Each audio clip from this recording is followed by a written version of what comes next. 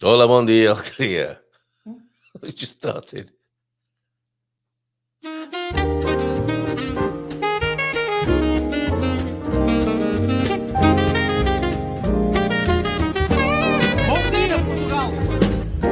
Portugal, there's a YouTube show full of fun facts you need to know. Carl rings the bell and the members show to the GMP morning show. Featured guests will come and they will blow your mind. The audience will do so in kind. The little vanity mixed with some insanity on the morning show with GMP. Good morning, Portugal, and I'd like to welcome you to another fantastic day. Hey, GuMPers.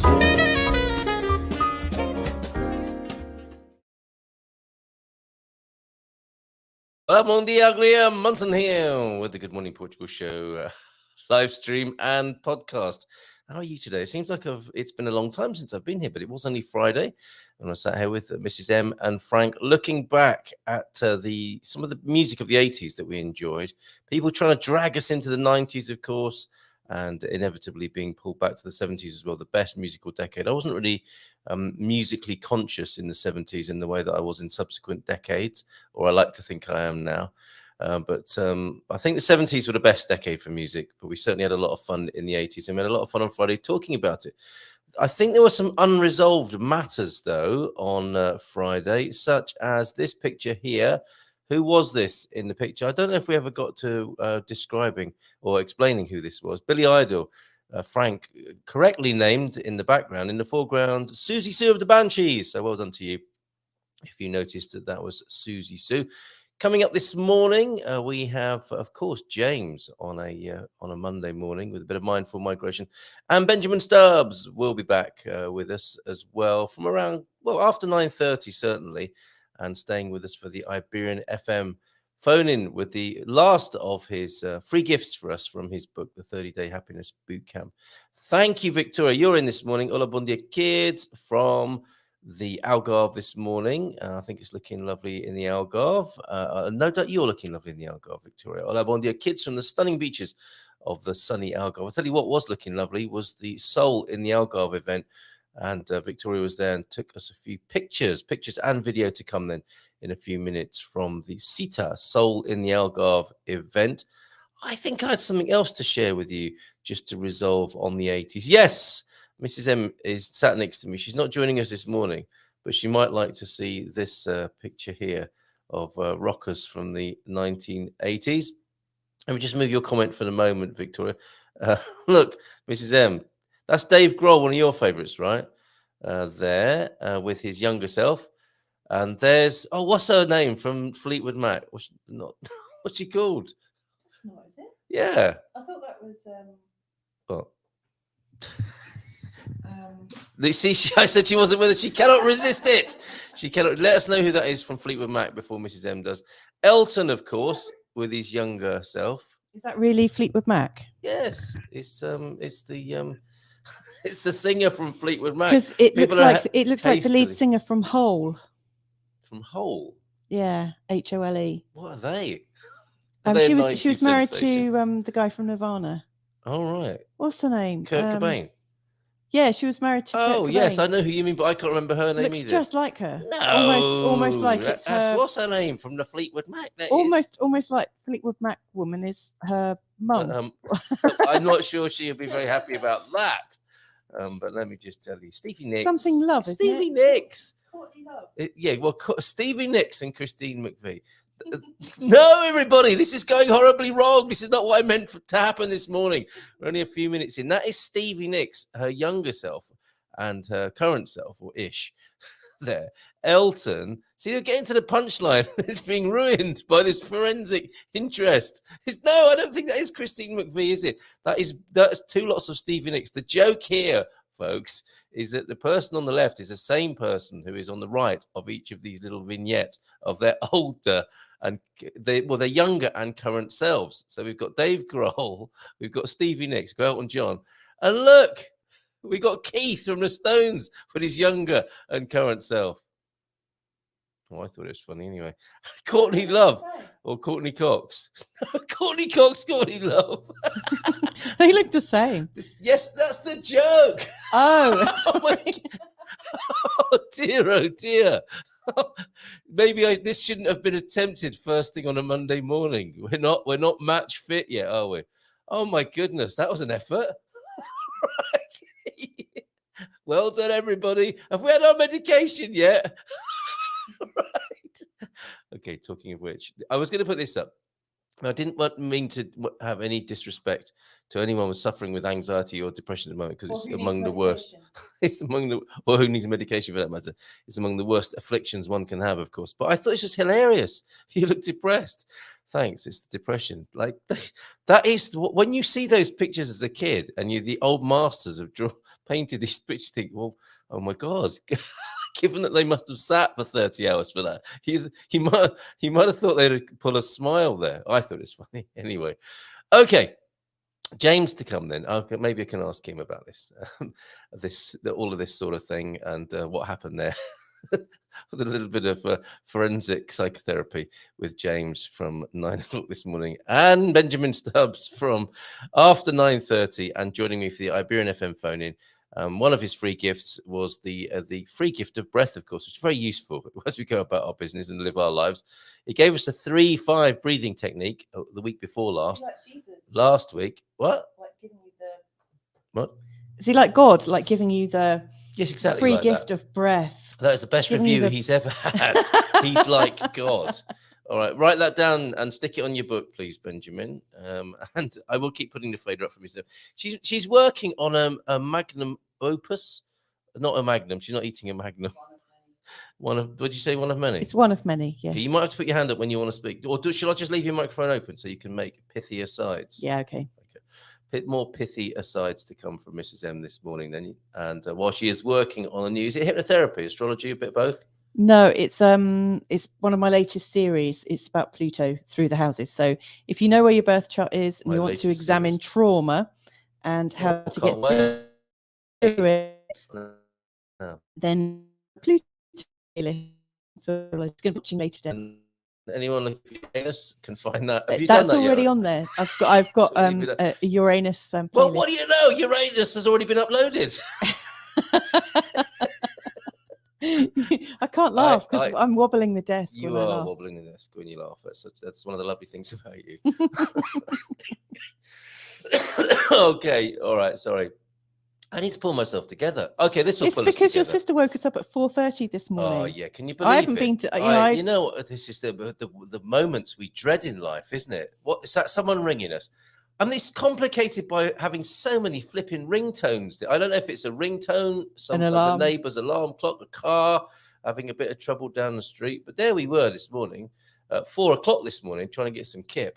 And the phone, Mrs. M says to me, that is your phone ringing. So I'm going through the various apps trying to see what it is. Turns out it's my sister. And we're like, uh-oh. And I didn't answer it. I just sent her a message back because I didn't want to wake anyone up by talking loudly in the house this morning. And I'm thinking, oh dear, what's happened? And my sister says, oh, just calling for a chat. She lives in Singapore. I must think I live in Singapore as well, which I obviously don't, sister. Oh my, it was really odd. She's an intelligent woman, but she forgot to, she didn't factor that in the early hours of this morning. My goodness. So I'll talk to you later, sister. My goodness. Yeah, and so you think the worst, don't you? 4 a.m. in the morning, you got a call coming in and some family member. And I had accounted for my family earlier on in the day, thankfully. So I had a pretty good chance that everyone was all right. But that was terrifying. Don't do that. Okay.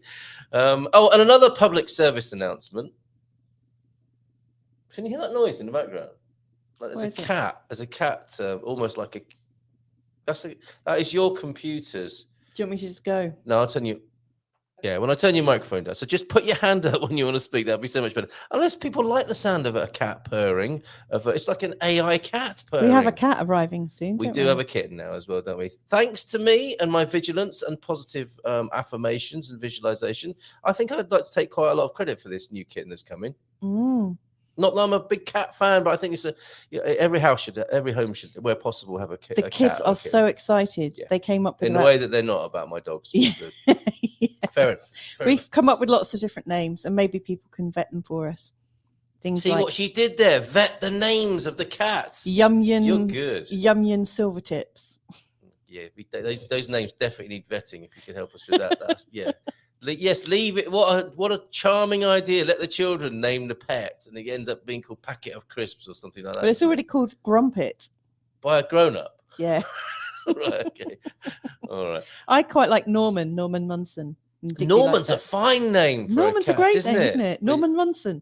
That's the name for that cat to grow into. That's what you want to hear at 4 a.m, isn't it? Cats fighting on the streets. That terrible, terrible sound. You think, what the hell's going on out there? Just a couple of cats fighting. And then you're standing on the balcony, aren't you, with your dressing gown on? Norman, come on, puss. Yeah, exactly. Now, that's what you've got to bear in mind. Mrs. M standing on the balcony at 4 a.m, shouting out the cat's name. So we can't have something like, Yumyan Silvertips. Yes. Or a cat called Come Hither. All right. Where was I before I rudely interrupted myself several times this minute? Oh, a confession, I think, coming in. Ooh, I forgot to tune in. I like a bit of confessions. It's to you. I forgot to tune in to Luis's show yesterday. Sorry. Is he forgiven? Who is it? The Ancient Mariner. Definitely not in his case. Oh, no, it's all fine. All fine. That was easy. Yeah, I'm a very forgiving person. That's how easily you can be forgiven. What's this here? The expat meetup. There you go. Cabaret Voltaire Lounge. That isn't what I meant to press. I meant to press this because while we've got the Ancient Mariner on, did I show these? I've got an apology as well. Apology to João F, who sent us these a long time ago in aid of Portugal's Naval Day. So a nice couple of tall ships for you, illuminated. Now, I don't think they would have done this back in the day, would they? Because that would have made it an obvious target across the seas as people loaded their cannons to fight off enemy ships. So I think that's a more modern way of decorating a tall ship, is it not? And that looks like it might be docked in Cascais, possibly. And another one here. That's a beautiful. Is that Cascais there? I don't know. No, maybe that's Lisbon. Maybe that's Lisbon there. Well, actually, let me just take that comment off the screen because that's looking real pretty there. You are forgiven, Ancient Mariner, and I hope I'm forgiven. Beautiful ships here. Maybe that's the same one, but from a different angle. What would I know? Rattle me rigging, as they used to say. Roger the cabin boy, etc., etc. Crows, stick him up in the crow's nest, blah, blah, blah. But beautiful ships, and thank you, Joao, for your thoughtfulness in having Mrs. Slocum moment. Thank you for your thoughtfulness, Joao, in sending these pictures to us. Yes, Mrs. M, you're going to have to apologise as well, Coach Turner. Why is that? Have you not seen Mrs. Slocum? Or Are You Being Served? I can't really remember. Well, I'm a little too young. I hope he's not making a comparison between you and Mrs. Slocum. You Being Served? Like Nora Batty, tights around my ankles. Kat Benatar, the names are coming in for the new kitten. Kat Benatar. We did have David Meowie. Yeah, David Meowie was with us for a little while, wasn't he? Yeah. Cat Stevens. He is a boy. Cat Stephen. But do you want to be standing on the balcony shouting out Stephen? Steve! Does anyone see my pussy? It's a significant ship. That's how she talks at 4 a.m, everyone. Yeah, it's a significant ship. Think school in the name that was in Porto last week or so. A ship with school in the name. And the Portugal Sun knows of this vessel, which is possibly the right way to refer to such a grand ocean-going creation. Okay, school. I know I'm stumped with that, quite honestly. There it is. So maybe I didn't show these pictures, and apologies are in order. And maybe he tipped you off about that on GMP VIP, Portugal Sun Francis. Good morning to you, by the way. Thank you for being here. Okay, well, maybe that you can reveal the identity of that ship, as well as working on the identity of our new kitten throughout the show today. The main university in Belfast, apparently, is doing it in their language department. Disgusting! Really? That's filthy. Yes, that is. I mean, it's one thing, isn't it? I mean, these things go on. We know this about human behavior. But to publicly announce it like that is disgusting, doing it in the language department, honestly. Although cunning linguists, you are, one thing leads to another, doesn't it? So you can understand why they might be doing that. And the controversy continues. People do think it's Stevie Nicks and Christine McVie, and I guess Christine McVie, would she have been happy, rest her soul, to think that Stevie Nicks had morphed into her in later life? It's a great joke. What's this? I got it. Didn't everyone? Which one? We've had a few. They've been coming thick and fast. And who doesn't like to come thick and fast? Oh no! Oh my God. I'm even shocked myself. And me slightly. Yeah. Oh, I'm shuddering. But at my own hand and disgustingness. Stop it. I didn't really mean for that to happen, honestly. Okay, Carl. Oh, okay. This is what's going on in the language department, really. Carl, I've signed up to a 2-year GCSE Portugal language class in Belfast. Starts in September. They've got a fantastic new Portuguese restaurant. They've got a 2-year GCSE Portugal language class in Belfast. 2 years. That's how difficult Portuguese language might be. Then you have to have 2-year GCSE or all GCSE. They're all 2 years. Are they? They weren't in my day. That's because they didn't exist in your day. Are you modern softies having to take 2 years to study something? They didn't have GCSEs in your day. Munson, Yeah. they didn't have GCSEs in your day. O level. There's nothing They are ordinary. There was different. nothing ordinary about O levels in my day, I can tell you. Start September. It's every Monday night, 6:30 to 8:45. If I haven't put you off already, a live class plus one online class that's sent to study at your leisure. I'll say that in the American way this morning. Okay.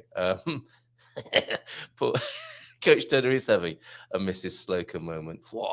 Okay, let's go back to the beginning this morning. The GuMPermans, the wise men of the Gumpocalypse, were here. Bon dia, GuMPers. From what time was that? 7:58 before 8 o'clock. We've made it through the weekend. Another reason to celebrate. We made it through the weekend, yay! And another exciting week beckons. The garden work has basically finished, so we're off for a long walk with a friend before late lunch in Hartford this morning.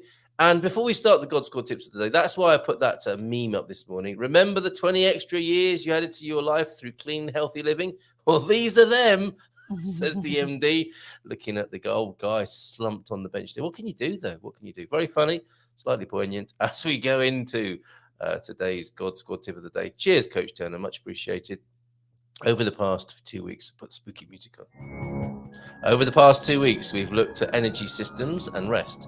So let's consider fuel. We all know nutrition is vital for good health, but many of us ignore it. Eating badly. Now, I think I might fast. It's the only thing I will do fast is fasting, possibly. I met up with, I saw Lloyd over the weekend. He's fasting as well. He's been talking about the benefits of fasting. And I've still got this bug. Not in any dangerous way, I hasten to add, but I think I might just go to hours of, I hate to even hear myself saying it out loud, but I think I'm going to starve this little so-and-so out of myself. Do you know what? I was thinking of doing a fast on the day of the full moon. Okay. How long different do I have to wait tribes, for that? they fast at the new moon and the full moon. And that's my new resolution. And the full moon's coming up on the 4th. It's too long. I'm going to start today and be ahead of that lunar curve, if you don't mind. Okay. Yeah. Will you do it on the I'm only going to fast for me? about half an hour anyway. I'm just going to stop grazing and snacking and cut out the middle bits. No, it's going to be longer than half an hour, but I'm going to see, because won't I get, my theory is that if I stop eating for hours on end, this bug that seems to be being a little bit, what's the word? Committed, I suppose, passionate about its work, will start to, what's that word when things eat themselves? Well, it's going to go into a state of autophagy. Autophagy. It might autophagize itself. Is that possible? I don't know, but I mean... do you like my theory, at least?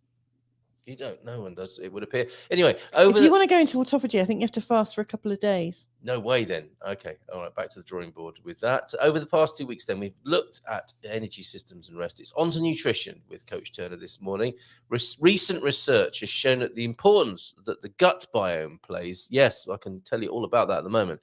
I'm going to put Mrs. M's fader up because she's going to want to say something about this. I know it. Has shown the importance that the gut biome plays in the well-being of our bodies and brains, and how a good variety of plant-based foods, not highly processed, helps maintain that.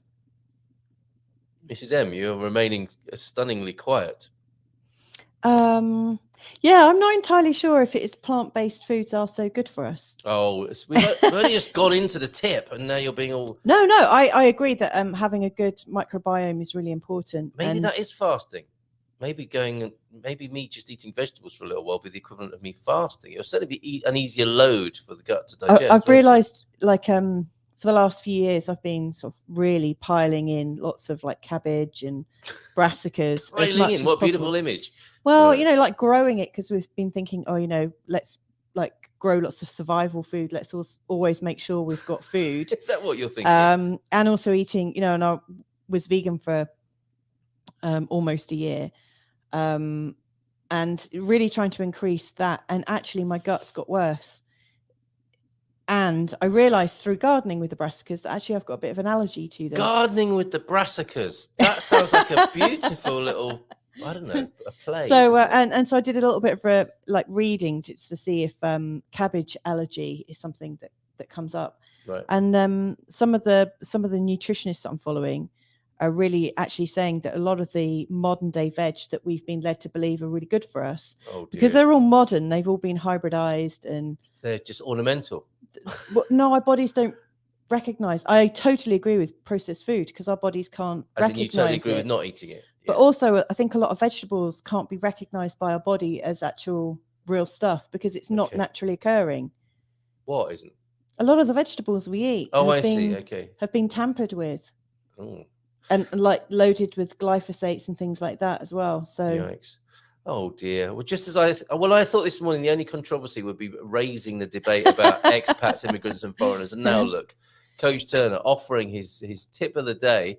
He doesn't like to be offered a tip of the day. So I'm not saying he's wrong. I'm just saying I've realised for me that like the brassicas really aren't working. Absolutely, and that's a good moment to make the caveat that you have to do what's right for you as an individual. Yeah, I think it's worth among the serving suggestions of life. Like we don't seem to question vegetables at all. We just assume that all the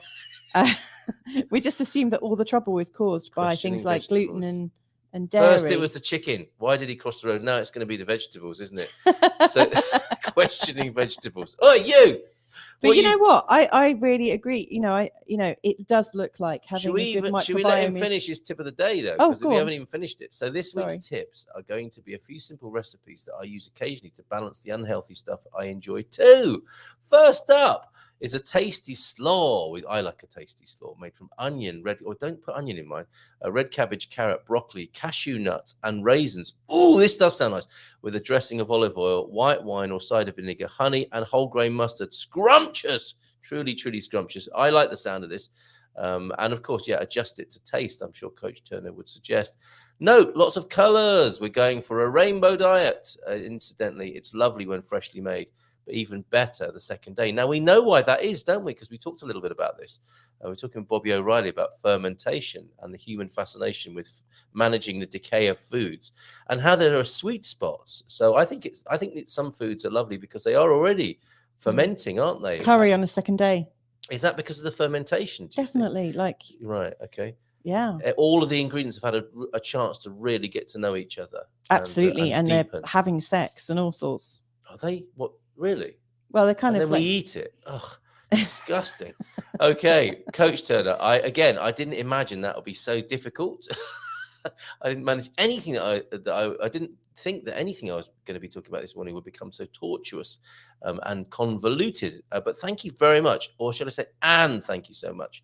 And I look forward to more of your tips. Yes, because T-Duck is also piling in with your recipe suggestion as well, with an interesting point actually. Bon dia, alegria, GuMPers. Oh, James is getting ready. 6 minutes to go before James is here, everybody. And more talk of hats hung up behind. We're setting up a new language of what it means when there's a hat hung on the door or behind you in the picture. What does it mean?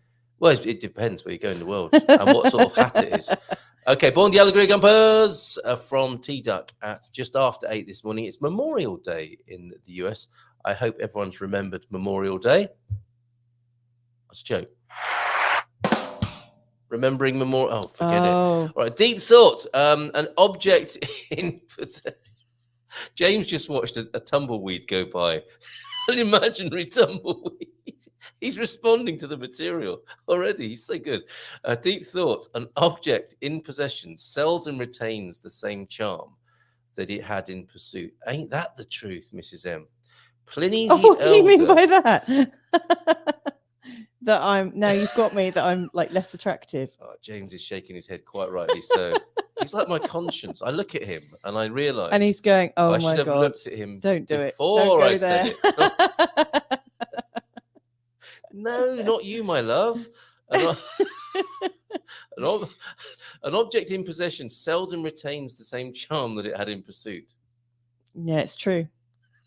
Gaius Plinius Secundus, What? called Pliny the Elder. Of course you would. You'd change your name, wouldn't you, if you were called Secundus? I think. Was called Pliny the Elder. Was a Roman author, naturalist, not naturist. Not that there's anything wrong with that. Our dear friend Jay saw a man cycling past her. Oh yeah, and she did. described him as being stark, naked. Really? Yeah. I think she said he had big balls of steel to do that, didn't he? Well, Didn't clearly. she? Oh, yes, quite clearly. Natural philosopher and maybe or maybe not a naturist. How the hell did he manage to do that whilst riding a bike?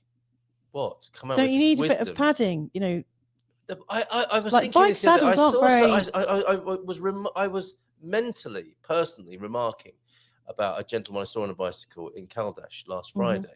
I thought that's a beautiful bicycle, and I think it didn't have any. It was one of those fixed wheel, fixed gear bikes, no brakes, really beautiful lines on it. It was a beautiful, it is an incredible invention, and we're talking about Portuguese inventions this week with T-Duck's Cane Sabias. But I think the bicycle is a beautiful invention, and this bike was especially beautiful. And I noticed it had a razor thin saddle, and I'm thinking that is the problem with bicycles, isn't it? They are quite. Maybe you're meant to be standing on the pedals mainly and not sat on the seat, especially when it is like a flipping razor blade. And the older you get, and the less padded your bottom might be. And with other issues, health issues around the nether regions, of course, which may be plentiful in older age, the thin bicycles. I don't know where I'm going with this. I'm going to move on. A thin bicycle. Yeah, scroll on. James is giving me the scroll on sign. He's treating me like a Tinder prospect, just scrolling me one to one side or the other there. Stop it, Mrs. M. You can't get rid of me that easily. Portuguese saying, "O que não mata engorda." What doesn't kill you fattens you up. More nutrition advice, this time from the Portuguese culture. Enduring makes you strong. So there you go. Aqui não mata engorda. Okay, Cane Sabia then, before we talk to James this morning. New inventions in Portugal were at their peak during the Age of Discovery. Many of these inventions were improvements of devices and techniques of ocean navigation and coastal cartography. See, needs must.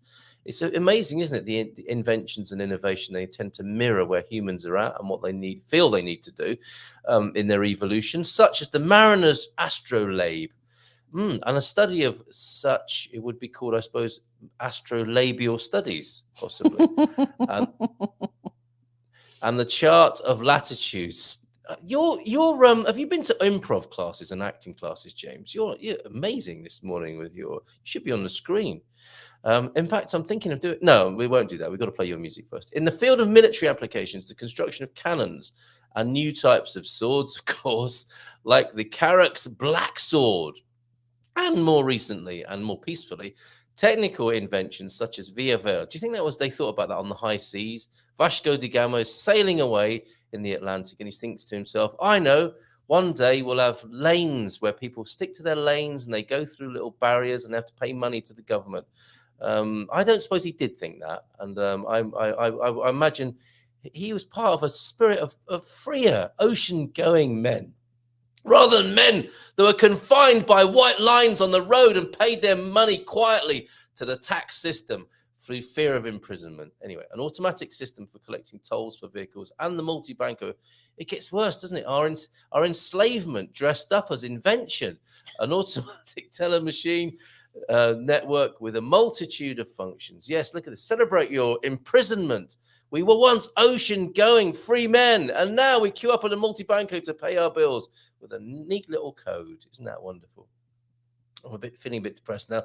So in that, I'm going to talk to James about it and see if he can help me with this, but not until we've played his beautiful music this morning, if I can find it. Yes, I can. Here we go.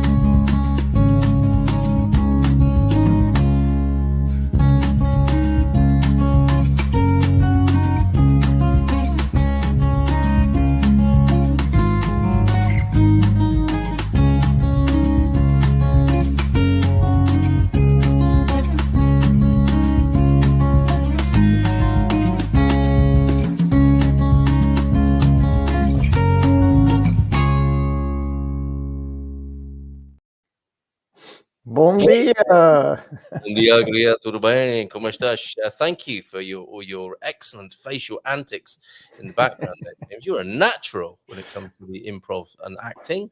Welcome to you this morning. Thank you so much. It's a pleasure to be here, as always. Yeah, and you saw me digging several graves for myself live on air this morning. No. Ah! There he goes. Yes, and we've got actually. I'll do it now because we do have a forehead slapping dad joke here. Definitely. If you slap someone in high frequency, it megahertz. Hold on, we need to put Mrs. M enjoyed that. Louisa enjoyed that one. I love that. So you can have that as a mum joke as well today. So what's on? That's a greeting where I come from, or where I was most recently in the UK. What's on? What's on there, James?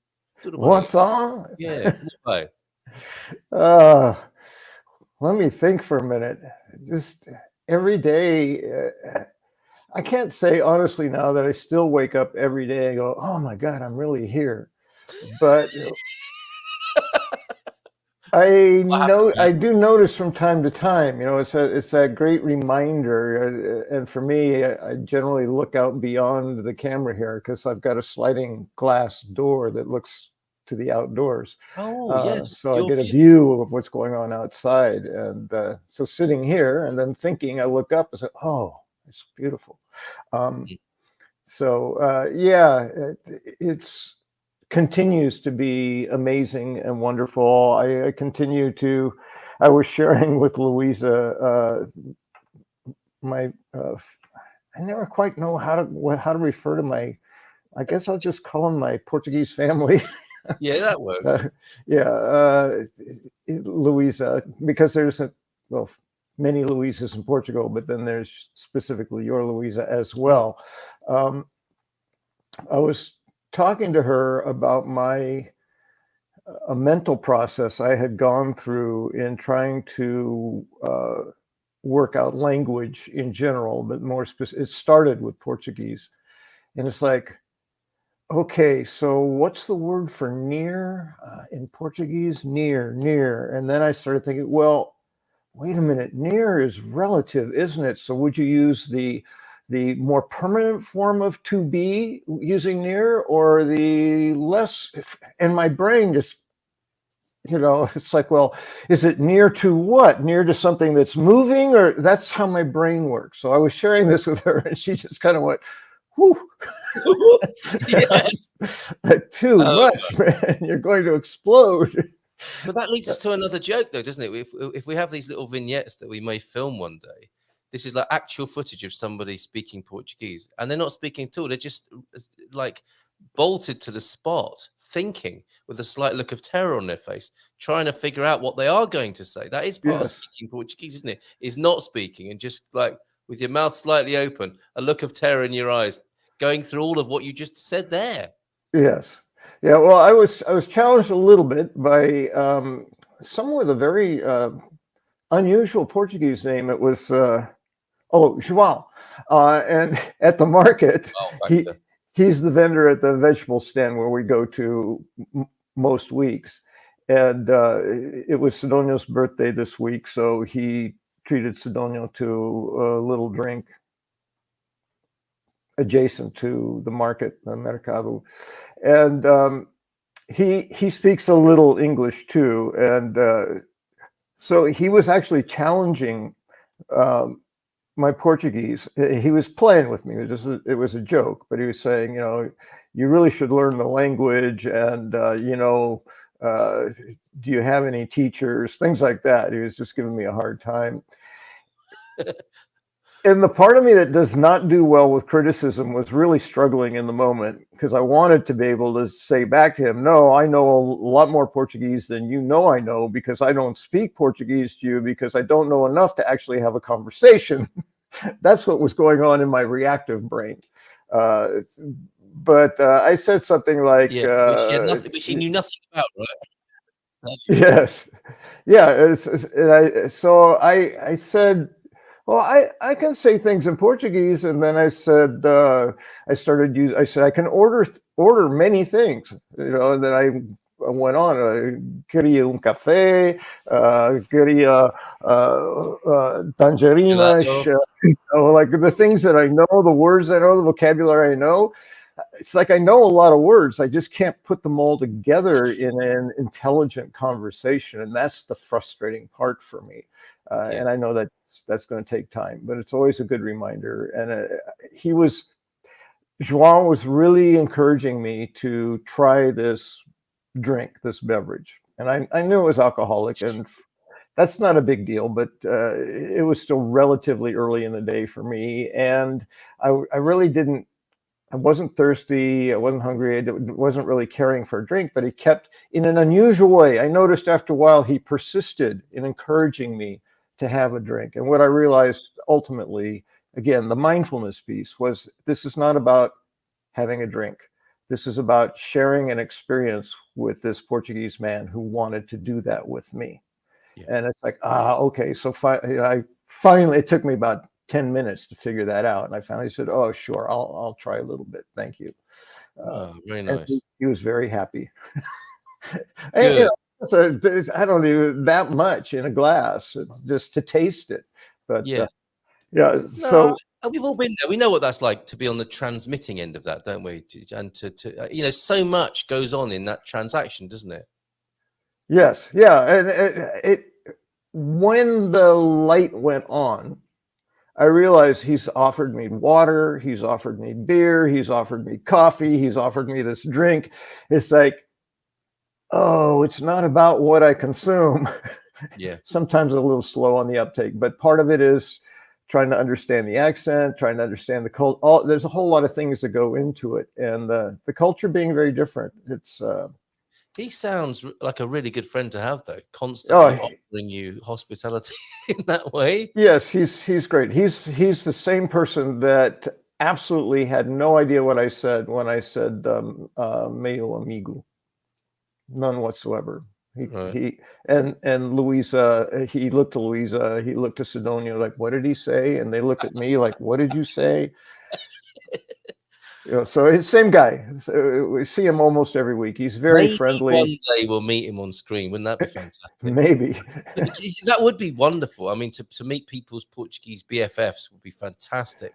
Or even just a photo. Can we have a selfie of you and him one of these days? I could probably, if I think of it, I'm so not selfie, not photo inclined, which is kind of funny because I was a photographer for a time in my life when I was in the Navy. Maybe that's why. Maybe, I became the unspoken designated photographer for every family event. It's like, oh, yeah, James he's the photographer. He'll get this covered. It's like, well, can I have a piece of cake? No. Take a picture of us eating cake. Take the photo of the cake first. That's right. Yeah. So my photography when I'm walking, for instance, is usually, I'll be observing, I'll be in it, I'll be feeling the beauty of the place I'm in. And it's only when I become practically awestruck with something that is just undeniable that I'll stop and take a picture. Yes. So I'll get maybe 3 pictures on a 1-hour walk, and I'll walk with Stefan, and he's got 125 photos. So such is the modern mind, of course. That it's almost like a walk is a way to go out and gather photographs for Instagram, isn't it? And we can be looking at life through that. Yeah, lens. The modern equivalent of picking flowers, I guess. Picking pictures. You're getting some linguistic tuition here. Lovely to see Alyssa among us this morning. How are you, Alyssa Palmol, a friend of the show for a couple of years now. Nice to see you from time to time. Perto. It was which near, wasn't it? Breve, proxima, perto was the word that you. What did you get? There's multiple words for almost. I find that's like. How do I say I understand? There's like 3 words. Which one is the right one? Why would I choose one? Because then my brain goes into analyzing that. There's 3 words or 4 words for understand, because there's 4 very subtle ways of using it. And that's what I'm trying to understand. When do you use that one versus that one? And typically when I'm trying to get that information, it's like, just use any of them. They all work. But I know that within the culture and within the language, these words evolved or developed for very specific reasons. Absolutely. That maybe even the Portuguese people aren't consciously aware of. They just use them, you know. And no doubt the innately, Portuguese naturally. Pope has something to say about it as well. That will all be part of it. Now, this is part of another game show, a skit we could do, which is so you're in a situation. Welcome to choosing the right Portuguese word. You're in a particular situation and you need to use the word near. Is it perto? Is it breve, or is it si próxima? And Portuguese people will be laughing at the foreigners, won't they, who choose the wrong one, because that's the one you say if you're with a female cousin, and that's the one you say if you're with a male cousin in summer, but not in winter, because then it's different. You would use different. Yes, well, and that's where my brain went in terms of because near is a designation of proximity. Yes. And it's always relative. It depends on movement. It depends on permanency. You know, I can be near you right now and not be near you 5 minutes from now. So if I say I am near you, and that may not even be the way to say it in Portuguese, then do I use estou or do I use sou? Because it could mean you're going to be intimate with me, couldn't it? Well, I don't know, possibly.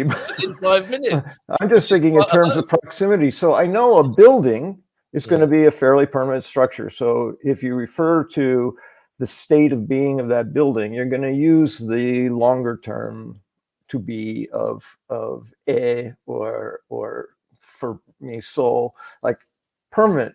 But if I'm moving, I may be near it now, but far from it later. So if I'm making that reference, which form? So there's all these questions that are just because you're new and we're not familiar. We don't know. And unless I have a very conscious, intentional, educational conversation with the Portuguese about that, the most typical response I get is, it doesn't matter, we'll understand. Yeah. And I understand that too. It's just I want to learn it correctly. Yeah, that's not good enough for you. I do understand that. But for me, that's good enough. It's like, okay, great. I managed to get the whatever, the piece of cake and the glass of beer. We got over the line. It was scrappy, but we got there. But I know for other people, you and Mrs. M, for example, you want to know the right way to say it. So yeah, me go far day. It's like, what? So, okay, yeah. I'm fine with that. It's not for everyone, though, is it? Well, there's a few things to say here. João de Norte is here. Very good to be home. American, back in Portugal. Home, look. We went to a friend's birthday party, and it was the best way to get reintegrated. A few parabéns issued there, I suspect. So how lovely to hear that, João de Norte. And I think we're seeing you possibly tomorrow on the show with What's Cool in the North report. Let's go back to Alyssa's. And actually, Garvo was sharing some very good helpful information about learning the language as well. Alyssa this morning says, best thing is not stressing about the language. Baby steps is the best approach. Not an easy language, says Alyssa. And I think she's adding, there's a question that's come in. It's not her, but someone else. Bom dia, when to use por favor or faz favor? Good question. Which C is that? Sorry. Let us know, a Facebook user. Ania, próximo breve, prosigo as well. And I suspect it gets even more complicated if we start to furnish that. And Sarah from Spartan, pictured here. I think I've got a picture of Sarah. Yeah, with the iconic Lisbon skyline behind April 25th Bridge and the Cristo Rei behind her. Sarah wants to learn to speak Portuguese. We could make that a project here, couldn't we? Having Sarah. She's coming to Portugal more often on business. And I was asking the question, how do I learn Portuguese? What's the best way? Sarah, we've got it. We're going to teach you. Me, James, and the company are going to teach you how to speak. What could possibly go wrong with that, Wouldn't James? that be fun?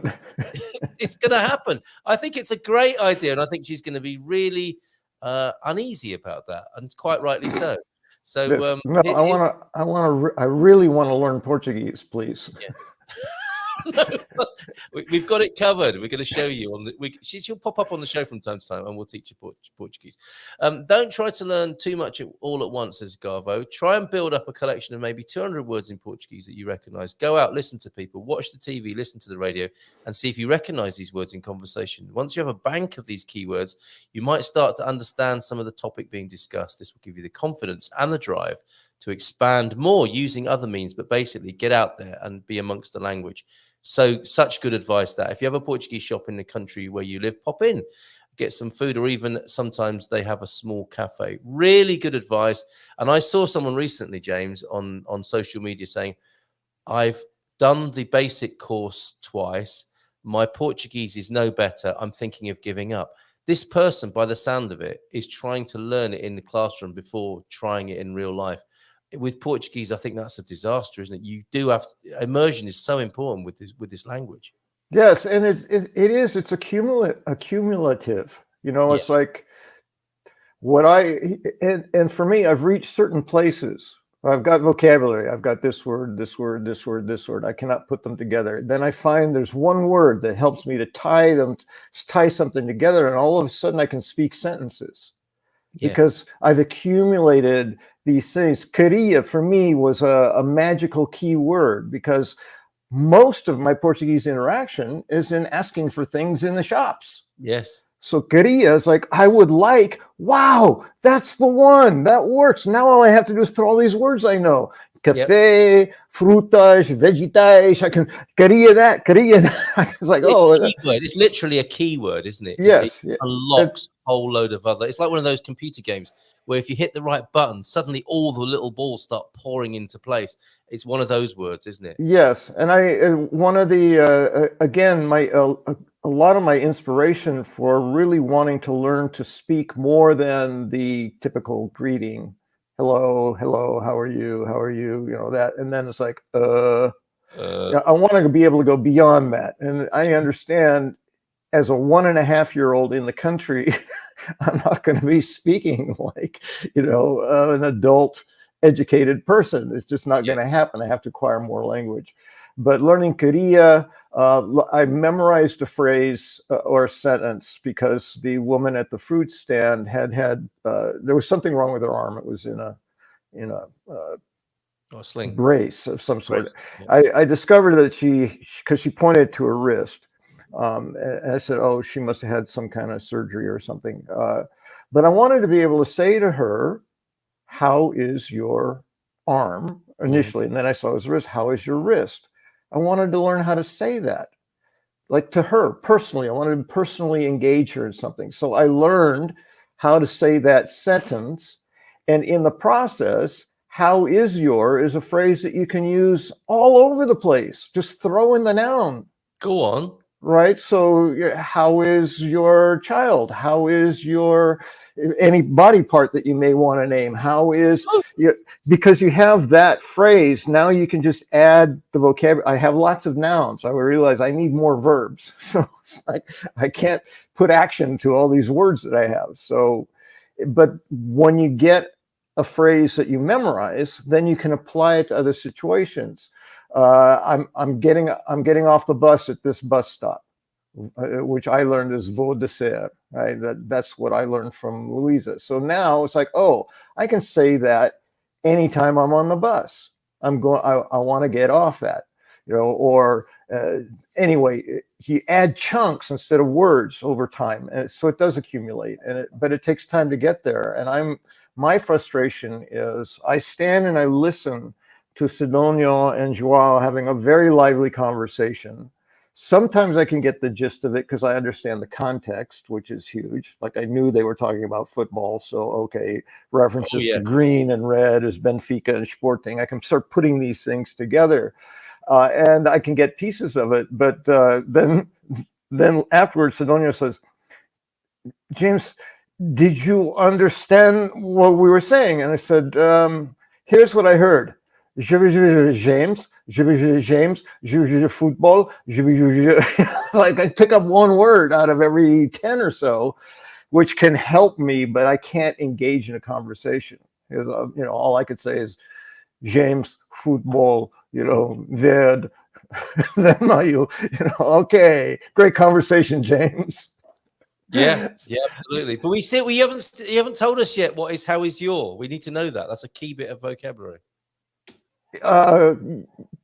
Consta or a. See that things change. May so how's your wrist? I think you were seu teu. So it could be formal or informal, and then you name the thing. So consta o Como está o seu braço? How is your arm? Como está o seu pulso? Is your wrist? Como está o seu testa? You know, your forehead. How's your forehead? You know, name something. After all those slaps, it's fine. Thank you. Yes. Yes. Okay. So it's just like you say, how are you? Como está? Only now you're making a reference to possession. O teu seu. Whatever.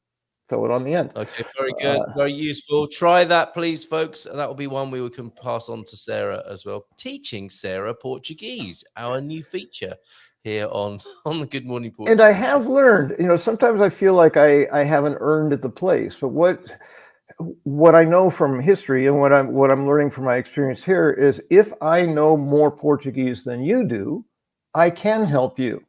I can't do it necessarily in a good Portuguese accent, but I can help you understand the language as far as I understand it. So if you know nothing, I can be helpful to you. But if you know more than I do, all I can do is say, maybe you can help me. Yep. So I realize, especially with my American friends who are saying, how do you say this? Or why would you say that? Or am I saying it correctly? I can oftentimes help with that. Indeed, and you do here, right here. So that was Carl earlier on asking about por favor and faz favor. We'll come back to that, or maybe Antonio F. or Alyssa. Or I really believe the Portuguese say that one really doesn't matter, and I don't think it does. That's what I've heard. That's what I've heard. Perto is close by, and pay by foot means it's really close by, just down the street. Al lado de is next to. Ali, you hear that? That's there, conversation, Ali. Or vamos Notice lá. I did that. Yes, Ali is. I hear you do pick that out in conversation here in Portuguese because it's an oft-heard phrase where you can point to it. Ali, Antonio, with some small corrections here. I'll pay by foot. I'll pay really close, and ao lado. And Ali, thank you. And not nom de plume Sarah's here with a nunca ouvi ao pay. Coisa nova, a new thing for her there. Darn no pay. I'm not sure what she's actually saying here though, but it's good to see you. And gostei, nunca sub. I think maybe she's learning something this morning. And Carl, that would be sob, not sub. Okay, I do beg your pardon. Thanks, Antonio F. Always learning and improving. This is fantastic. Lots of great stuff going on in the chat with Absolutamente. Yeah, they're certo. They're sort of various levels of Portuguese. I love it. It's like a pantomime. We're helping people learn wherever they're at, and that will include Sarah from Spartan FX as well. I think he's going to join us one day this week, and we'll be teaching you. Watch out, Sarah! Don't let it put you off. Joining us on the show, we're going to teach you a bit of Portuguese as best we can, as a collaborative and community effort. Now, James, we've got a few hellos, but we've also, you mentioned football. We need to mention and congratulate Benfica. The Benfica fans are quite pleased with themselves and their team. Their 38th win, I think, of the championship. That's a great picture. Is that a visual representation of haughty? What does that mean? To be haughty?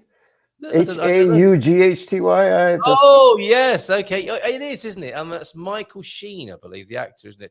Doing it beautifully there. Yes, definitely. Haughty. Haughty, yes. It was a bit like a hottie. Yes. It only really works with the British accent, doesn't it? You have to say haughty. It does. You have to say haughty in a haughty way, I'm afraid, dear chap. And here's some excellent video from the stadium where the Benfica fans truly realised that championship was theirs. Here we go. Thanks, Bobby.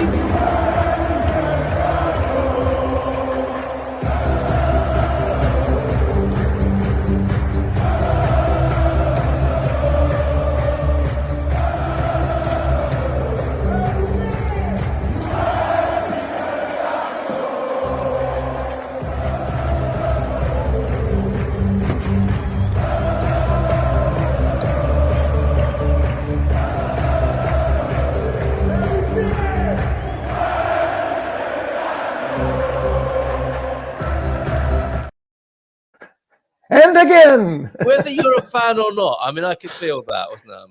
Yes. And it's the only one team can win, and it's Benfica this year for the Premiership. And the sporting fans are just. Oh dear! Sorry, Nuno. Sorry, Nuno. Sidonio, I know a few. Yeah, and I think there was a lot of fireworks celebration right over the weekend. Really good stuff. And Veronica's American in Portugal. She's got a fantastic video if you check out her YouTube channel of the celebrations in VRSA. So well done, Benfica. Good job. Champions for this year, for the season ending in 2023 this year. Superb. Okay, those hellos. We've got Benjamin joining us. He's going to cross over because it's nice when the three of us get together and have a bit of a three-way. First thing in the morning. Woo! Okay, where did we get to this morning? We were talking about Deagle's Portuguese progress. He's starting a 2-year GCSE, which is a British qualification. So nice. He's among the most committed Portuguese learners for sure in our community. And I only imagine the challenge there because he's in Ireland. So I don't know what his opportunities are to immerse. I believe he has a Portuguese partner, so that helps. He doesn't. I think. No. Okay, so I got that one wrong. I know Andy does it, and a few others, but so to actually immerse yourself in a language, to try and learn a language in a country that you don't live in, and you only visit from time to time, is that much more challenging. So, and let us say that the Belfast accent is quite strong too. Yes. Do you remember when we had that? I do. When we had that GuMPer get together, an after show party. I had to tune in very hard. Deagle spoke to everybody, and quite a few of our American friends were like, "Oh, Carl, what did Deagle just say?" It's like it is a very particular accent. So that Portuguese and Belfast, or Portuguese turbocharged by the Belfast accent. Great fun.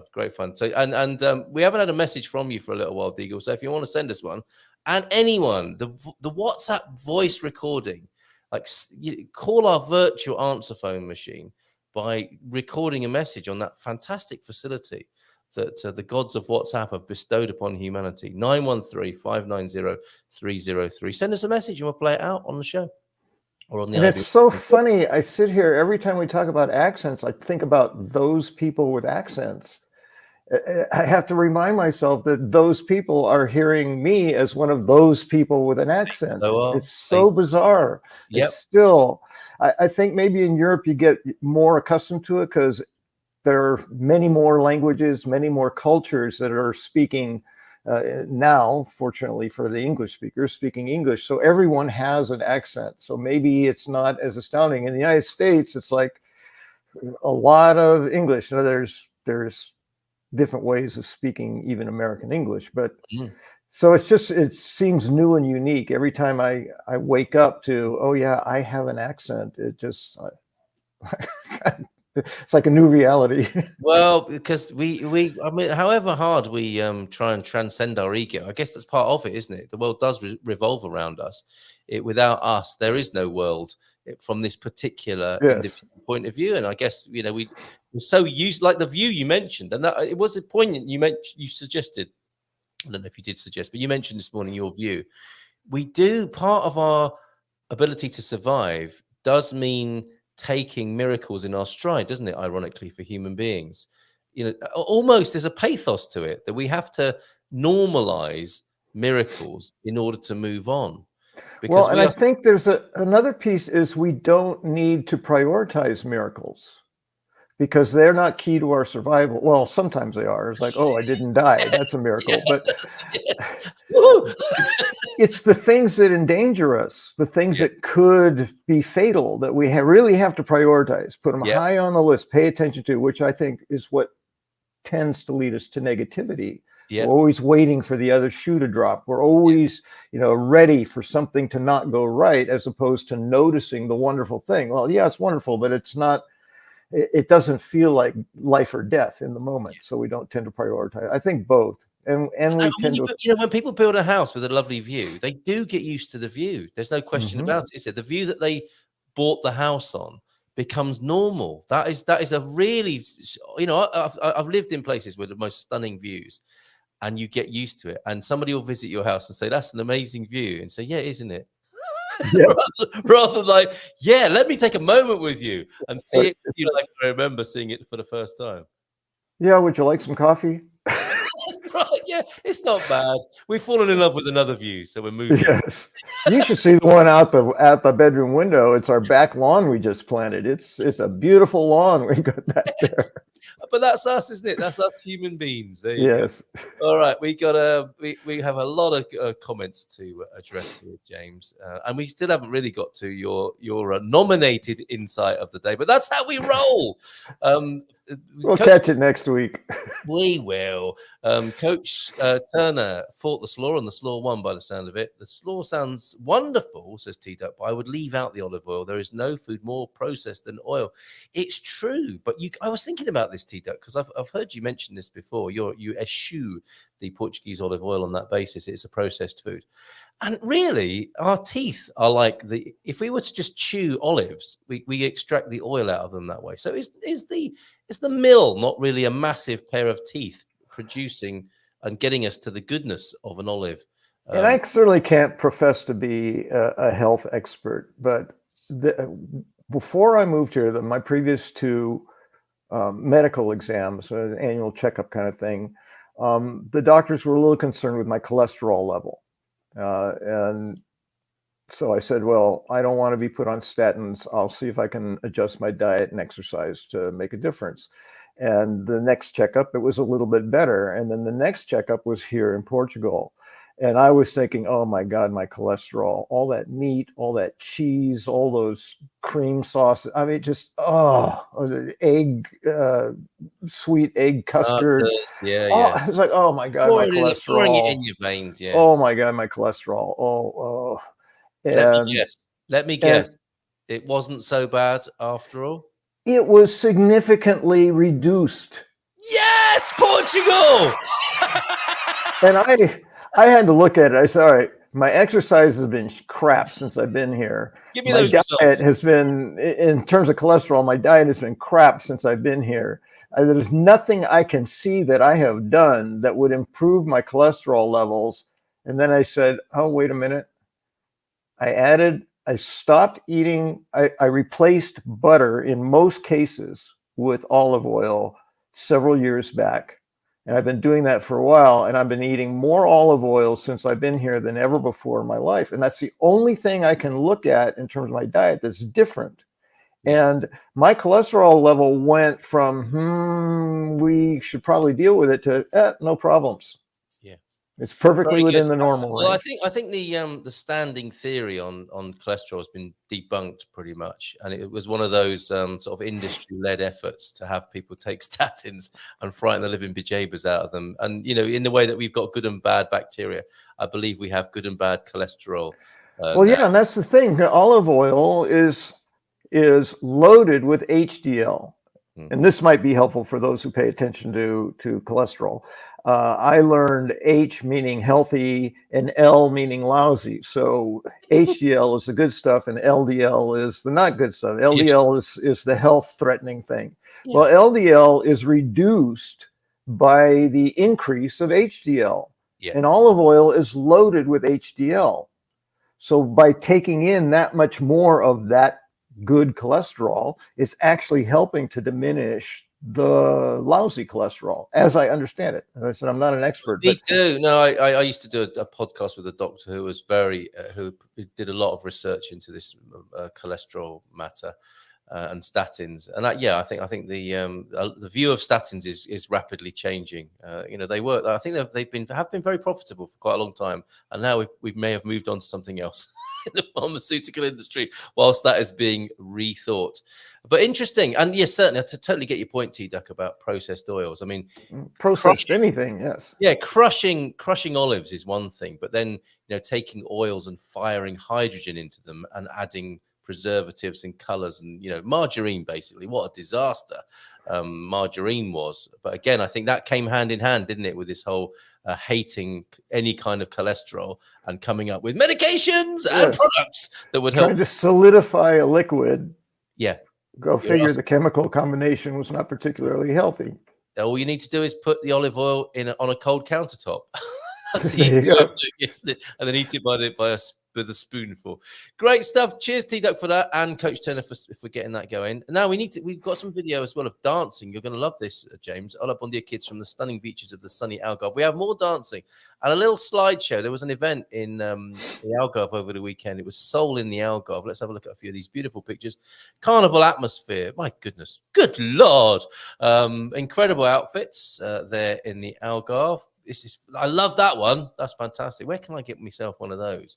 That's what I want to get, some fancy dress like this for the colors. Oh my God, intense. Amazing. And we've got a bit of video. We're climaxing with a bit of video too this morning. Beautiful. The effort that's gone into these outfits and the fun that you can see being had in the Algarve is fantastic.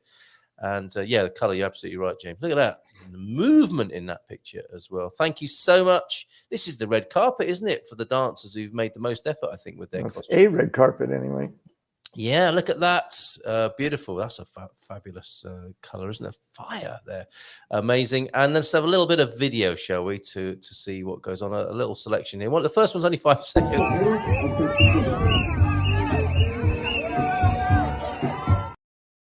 Down the carpet there. The one time a year where people just wear what they want to come through.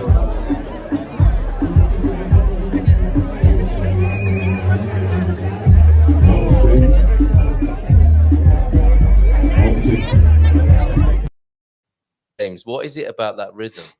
That you hear it all over.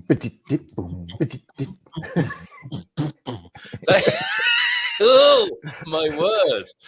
Yes, puts lead in your pencil, doesn't it? And the final one, if there isn't much lead in your pencil, check this out. I'm hoping I'm pressing the right video. Okay, yeah, I think this is the one. Perfect, your time.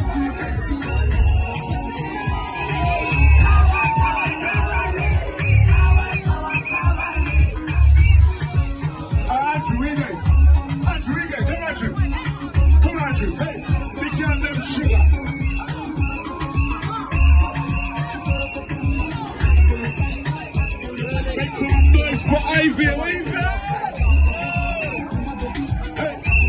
no filming, no filming, no filming.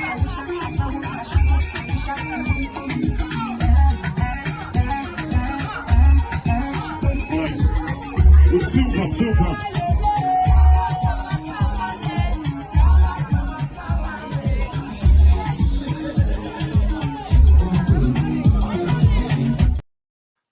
Oh, love that. Thank you for letting us relive that on a Monday morning. Did you enjoy that, James? We are moving, aren't we? I had to get my body stopped. To arrest yourself there. It's fabulous. Like an echo in my brain. It was a boom, boom, boom. It just kept going. Like, oh, yeah, stop. Oh, throw on the brakes. You're possessed by that rhythm now. That's fantastic. So cheers, Victoria, for that.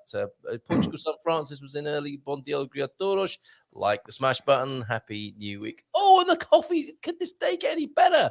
Coffee's just arrived as well. Francis, from you, James. Look at Who said that? Okay, while we've got you, you can take responsibility for your visual dad jokes as well. This you liked this one, didn't you? That you must have found on the internet somewhere. I thought that would be a great, your entry titles one, because it's short. You can read it, and it's kind of funny. Yeah, and I love it how it keeps sending the memes in because they're fantastic. It's a really great way of starting the show and have a little bit of a giggle from the get-go. Yes, so a horse pretending to be a cow when Ryder says, "I'm so hungry I could eat a horse." And this one, well, we've got a bit of British humor here. I know you're fond, aren't you, of the Brit humor? Yes, I thought you would enjoy this one too. I understood it. I don't know. Well, actually, yeah, not everyone would outside of the UK, would they? Do you know what propaganda is? Yes, when a British person takes a really close look at something. So again, that would be a propaganda. A propaganda. You went into My Fair Lady. A bit. I teased Louisa about that too, because the long A sound is not one that's as familiar in Portuguese. EI is sort of the closest sound. So she makes all the A, long A sounds. I always say, "That's right, Mike," because it's always I. Yes. Sorry, I'm light. It's like, no, your light is beautiful. Sorry, I'm late. You don't Yes. need to apologize. It's like, Yeah. no, you're late. So I give her the Rain in Spain from My Fair Lady. I said, that would be a great one for you to we're never practice. far away from that, are we? And Yes. yeah, either Dick Van Dyke or a bit of My Fair Lady with Rexy, dear old Rexy. I used to deliver post to his house, you know. Why can't a woman be more like a man? By Jove, I think she's got it. Right. Then we went into that picture. Were you here for that, or did you see that of the rockers? I did. I think that's really funny. It was such a mess when I delivered it first. Yes, I've seen variations of that one, and good old Keith always gets the same picture. Well, since we showed that, Keith has got another one that I think has just come in. We've got a picture of Keith pictured here with Betty. Look on here, rare photo of Keith Richards holding Betty White. Oh, bless him. I'm sure he's fine about it. It's great to see Keith actually younger. It's like, oh, okay, so that's what he looked like before. But with Betty White, that was hilarious. Yeah, and with AI, it's going to get even funnier, I suspect. Oh, yeah. Okay. That actually frightens me a little bit because I already struggle knowing what's real and what's not when it's presented to me on the computer or something. Like, it's getting so close. The Matrix just got deeper. Yeah. And actually, while you're saying that, I did see an AI meme. Well, actually, it's not a meme. It's an advert that I saw on Facebook, and I wanted to share it with everybody about AI because I found this quite chilling. If I can find the blooming thing, no, I don't think I can. It was about a new product. Oh, it was a news. Oh, here I have found it. It's about a new news service. What is wrong with this, do we think?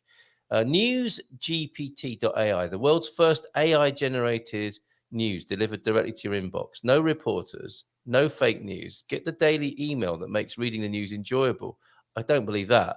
Stay informed and entertained for free. Now, this is absolute nonsense, isn't it? Because somebody somewhere must have decided what the parameters are for what news is combed from the internet and then delivered via email here. You know, by its very nature, news cannot be free of editorial angle, can it?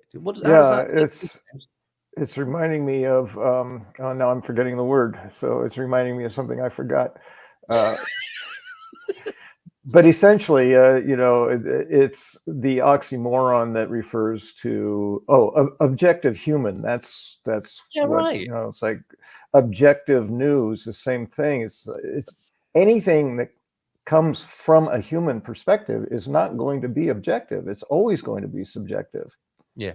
Yeah, so absolutely right. How do you define that? Anyway, I think they're just using the whole kind of It's a bit like when the internet first arrived, isn't it? And most technology, when people don't quite get it, I think some unscrupulous people take advantage of the mystique around it, and it suddenly can solve all your problems and all of humanity's problems. Yeah, I wouldn't mind if there was AI that would simply state what happened, based on what's reported, but even that's going to be subjective. But to keep all the adjectives out and the rights and wrongs, say, 3 people were shot in this city on such and such a day, period. Yes. Move on. That's news. Or have an angle on it, because it becomes entertainment when someone interprets it, doesn't it? Yes.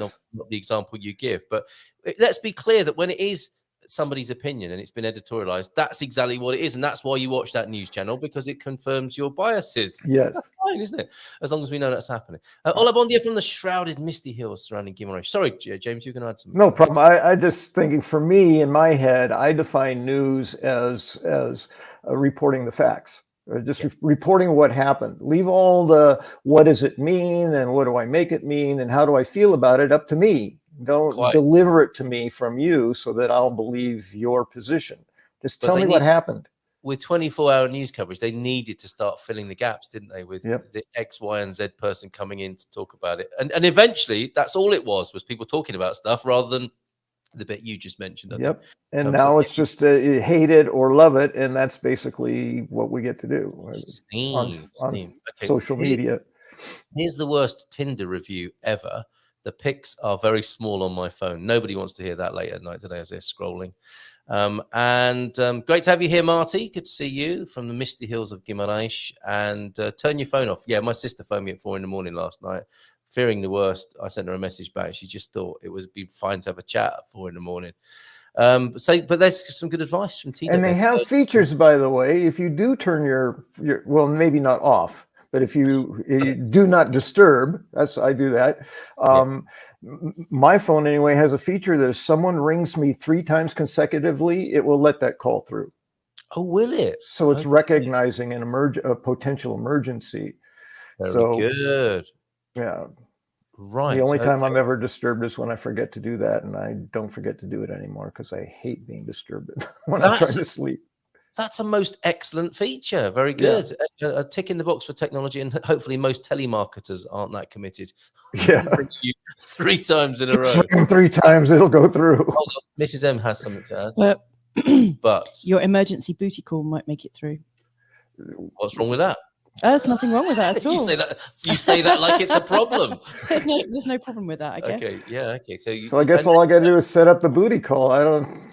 That's the only piece missing from that equation. Right, and you can test the quality of a lover by how persistent they are. Yeah. Okay. How dedicated are you to this booty? Right. Moving on to the ship that was mentioned before. It is the Porto City. Oh, no, it's not. It's the school ship Sagres. There you go. Well integrated into the landscape of the historic center of the city.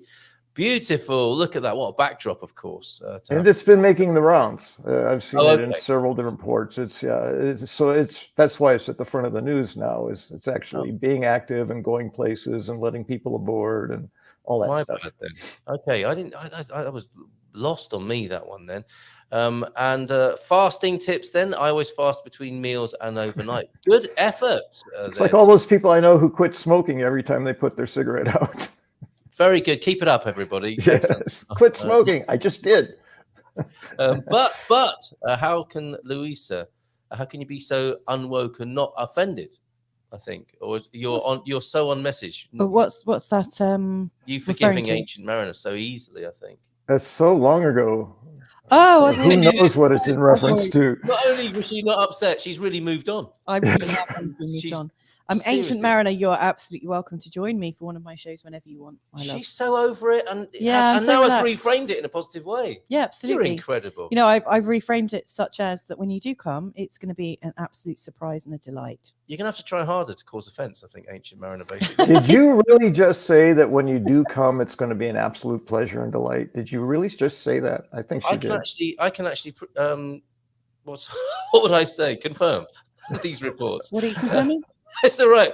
I think James is being cheeky there and managed to slip that in, as it were, before you even realize what was going on. And I think we should move on to vegan sausages. Okay. Who doesn't like something slipped right in? Watch replay. Thrown down before you get too saucy here. Yes, Louise, the carrots were purple, but chemical additives added. We're talking about carrots and vegan sausages. I think there's a sense of sexual frustration in the audience this morning. Who doesn't like a purple carrot first thing in the morning? However, the chemicals added to them change their color to orange to make them more appealing to the eye and increase eating. I'm going to put your microphone back up. More appealing to the eye, orange or purple? Context-driven question. Yeah, I mean, our kids aren't very amused by eating them. They prefer them raw.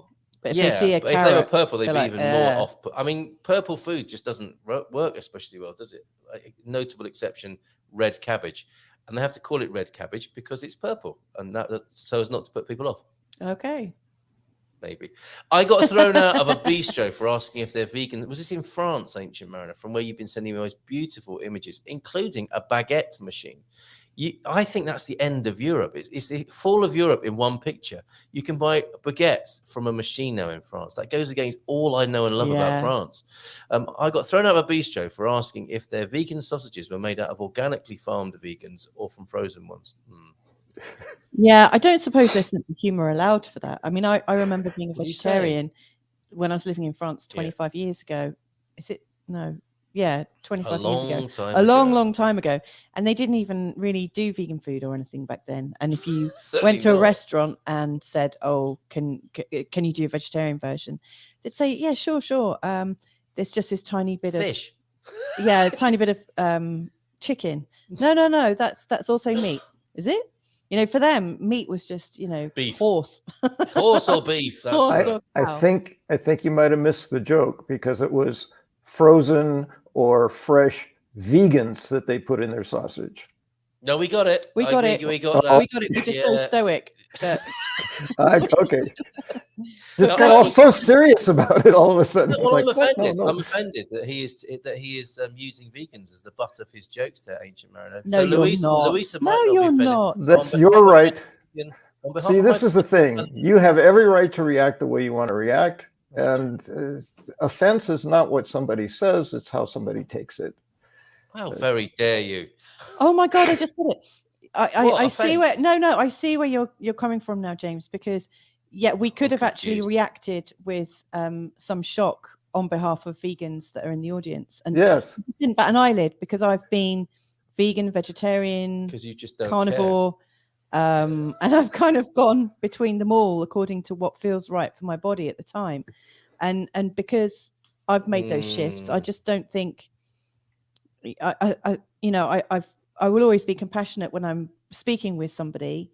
But not towards animals.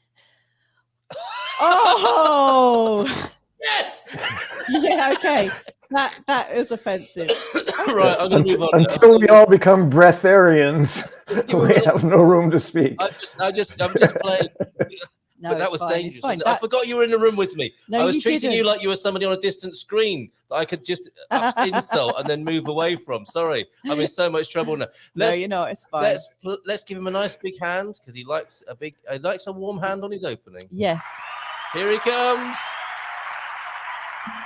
Yo. Hello, mate. Hello, people. Are you all right? Yeah, very Hola, good. Benjamin. Thank God you're here because it was getting a bit eggy there. I've heard. I was making a brew at the time. I was like half listening as the conversation was coming in. Yes, It's been all over the place today. So it's been a right old mess, quite frankly, but a nice mess. God bless this mess. And people, look at this. If you could respond to this, it would be great, Benjamin. People in Belfast will tell you stew is nice the next day. For some reason, stew is always better tomorrow. That is as random as it comes, right? Yeah, I wasn't sure if it was had some different context. That's why I You were was looking reading for it the about 4 innuendo. times before I commented. Yeah. No, but sometimes if food, this is where we're going. Sometimes it does, doesn't it? It has a chance for the flavors to kind of come together. Mingle and Speaking ferment. about, during my stories about my mum, we're talking about food and messes. Can combine the two. Nicely done, sir. My mum, honestly, my mum said once, she watched the TV shows of the cooking and stuff. This was about 15 years ago. And she went, so for our dessert, when we had like a family meal, so my brother went round, the boys, I went round, and so I've got nephews. And mum went, yes, so for dessert, we've got Elton's mess. And we're like, Elton's mess? And she went, yeah. Do we eat it? Like, and she went, does not sound appetizing. And I was like, I don't think it's called Elton's mess, is it? And we checked, and it wasn't. Oh, bless her. That's wonderful. No, if we just imagine Elton's mess, it'd be worth. I know. I do not want to imagine Elton's mess. It doesn't sound in any way appetizing. Elton's mess. Not as food. Okay. Oh, bless her. Send her our best, weren't you? I thought I was Gordon Ramsay this weekend. Mrs. M made a mistake in the kitchen, in my view, in my judgment. And I said, I think this may have lost you your effing Michelin star. Is that going a bit too strong? That was the second reference. Was it? Yeah. You commented on the way I make coffee as well. And Really? yeah, so it was 2 slurs. Yikes. Okay, 2 stars. Mr. Munson. You're seeing another side to me. But I did declare it myself, didn't I? I said Yeah, you did declare help. it. Cry for help, basically. I think I asked you what you were hoping to achieve by being so snippy. It was a kind of like you should take a good, long, hard look at yourself and your behavior moment, wasn't it? Throughout your entire life. Throughout my entire life, and I didn't take the opportunity. I realise now. I'll do it later. Is that all right? Yeah. Okay, Benjamin. This is you are running the gauntlet here of having random comments thrown at you on your arrival into the show. It's called a bicycle seat cover. I love this game. This is what we should do to all of us, our second guests of the show, is give them the answers to questions from earlier on in the show. Solves the problem, Benjamin. Yeah, well, that's what I mean. I love these random conversations. It's like, is it a talking point? Oh, here we go. ATMs. I'm This reading them. I'm not going cross-eyed. I'm trying to read the comments. The first ever installation of an ATM was at the Barclays Bank in Enfield, my hometown, in 1967. Now, you won't remember Reg Varney, but I do and love Reg Varney. He was the main character in On the Buses, from which great lines came like, "Get that bus out of here, and you stupid woman." This is what we laughed at in the 1970s, everybody. I just love local celebs. You know, like where like they're not, no one really knows them. But like they always get in the panto. Like, yes, like, they do, don't they? Panto starring local legend Peter Croft. And you're like, really? He was legend on the buses. Yes, come on, James. Yeah, it's just you made mention of my improv. The panto, so they'll just have like local, like this is no diss, but like what Robbie Williams, obviously the big musical star, one of his best mates is called Johnny Wilkes, and he gets promoted in the still Robbie Williams line as like Robbie's friend. Do you know what I mean? I'd turn up for that. No, he's successful in his own right, but he is kind of known as Robbie's best friend. What, the Johnny Wilkes? No, it's a different one. James, panto, is it a thing in the United States? Because I have no idea what you're talking about. Okay, so it's not a thing in the United States. They're missing out there, aren't they, Ben? But you'll notice on my name, I am Slug's friend. It's kind of like a slapstick kind of play. Where there's just like a lot of kind of audience participation, like, you know, and then you're getting them involved, and there's like, oh no, there isn't, Ben. Oh yes, there is. There you go, like that. He's behind you. And yes, careful. Widow Twanky. You'd have missed out on the delights of Widow Twanky, then, James, by the sound of it. I think apparently so. Yeah. Being happy, just research pantos over the next week. Oh, I'm not here next week, but I'll check in. You should be here next week. Your illustrious theatre career, treading the boards. Have you done a panto? Oh no, I haven't. Wow, that is a joy for you to they're not really my cup of tea. The nearest I did was Wizard of Oz, and because we did a run of it in our local theatre. It's a big theatre, without saying like I'm some sort of superstar, and I will. No, you could be in a panto now, couldn't you? Wizard of Oz, Benjamin, star of Wizard of Oz. But randomly, what happened with Wizard of Oz was the Friday night, everyone was leathered in the audience, and it became a panto, and there was like 700 people going boo. Really? She's behind you because the Wicked Witch. Yeah. And we're like, it threw us as actors. We were like, geez, like it made us laugh. I corpsed a few times because like, sounds great. Really weird. Did you float with it and go with it? Was it a good evening? Well, I just laughed because like I walked on sometime, and then someone wolf whistled. Yeah, I walked on as Tin Man, and I just kind of just went. Very good. Excellent. Watch out for him in pantos. Benjamin Stubbs, star of the panto version of The Wizard of Oz. James, did you want to understand what leathering is? Another one that got by me. Yes. I'm learning a lot of British as I learn Portuguese, but you're using some terms now. It's like, what? Panto? Leathered in? What? They didn't arrive in lederhosen. They weren't. Oh, sorry. Yeah. With I promised myself to speak fast, slower. But I forget about some of the English words. Well, it's not the speed. It's the use. I mean, the two Englishes use the same word for different meanings and different words for things we don't even get the context. So I just comprehension. I remember I went to a festival and I was one of the only English people there, and they wanted to speak English and they wanted to learn English, like what we normally speak, rather than hello, how are you? I am fine, thank you very much. Yeah. So one of their favorite words they learned was scooch. So when you ask someone to move up, you're like, scooch up a bit, love. Yeah. I remember people going, scooch, I like this, scooch. Where were we? It sounds like the Muppet movie suddenly. Where was this? Pardon? Where were you located when you said that? I was in a festival it was called One World Festival, and it was based in Reading, but I was with the volunteers. So the volunteers were all from Europe at the time. Oh, I see. These were people from Reading, freely, shall we say. And I won't go on that debate. But so I was the only English volunteer in this big group of people because I volunteered. Because obviously a lot of people had come to basically get a free festival. But I just, so. Right, excellent. So Scooch, there you go. Leathering, scooching, and Widow Twanky. Takeaways from today's show. We are national Please champions. don't leave me stranded with those last two. You never defined what leathered means. Yes, you're about to go off. Leathered means drunk.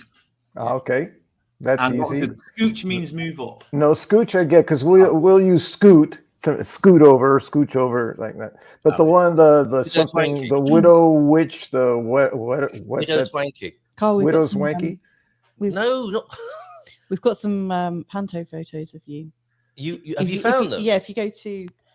Well, I'm not Widow Twanky in this particular picture. Where have you sent them, Mrs. No, M? to your WhatsApp. It's the first one. You have sent them to my WhatsApp. To myself. Very good. Oh, I'm leathered in that picture, aren't I?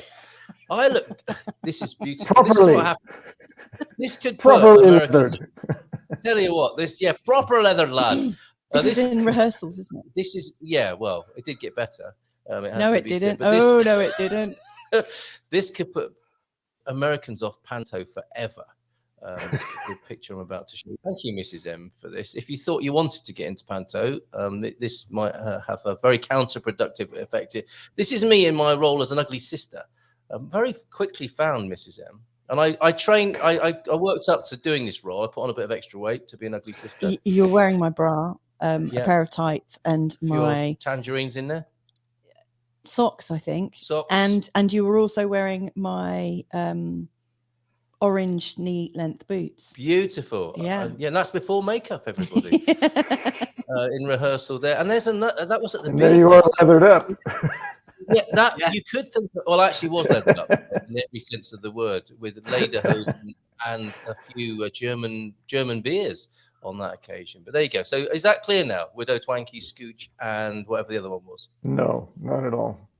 Widow Twanky. How do we explain? No, Widow that? Twanky is they're called panto dames. So it's weird how they're called dames, but in normal life they're called drag queens. But similar way, it's always a guy dressed as a woman. Yeah. But normally, like Carl, obviously they've dressed more comically as a woman. Yes, way overdone. Okay, and that's where a lot of the kind of jokes will come from as well. Yes, so that's where the panto dame, which is the panto drag queen, not exactly the same, but similar.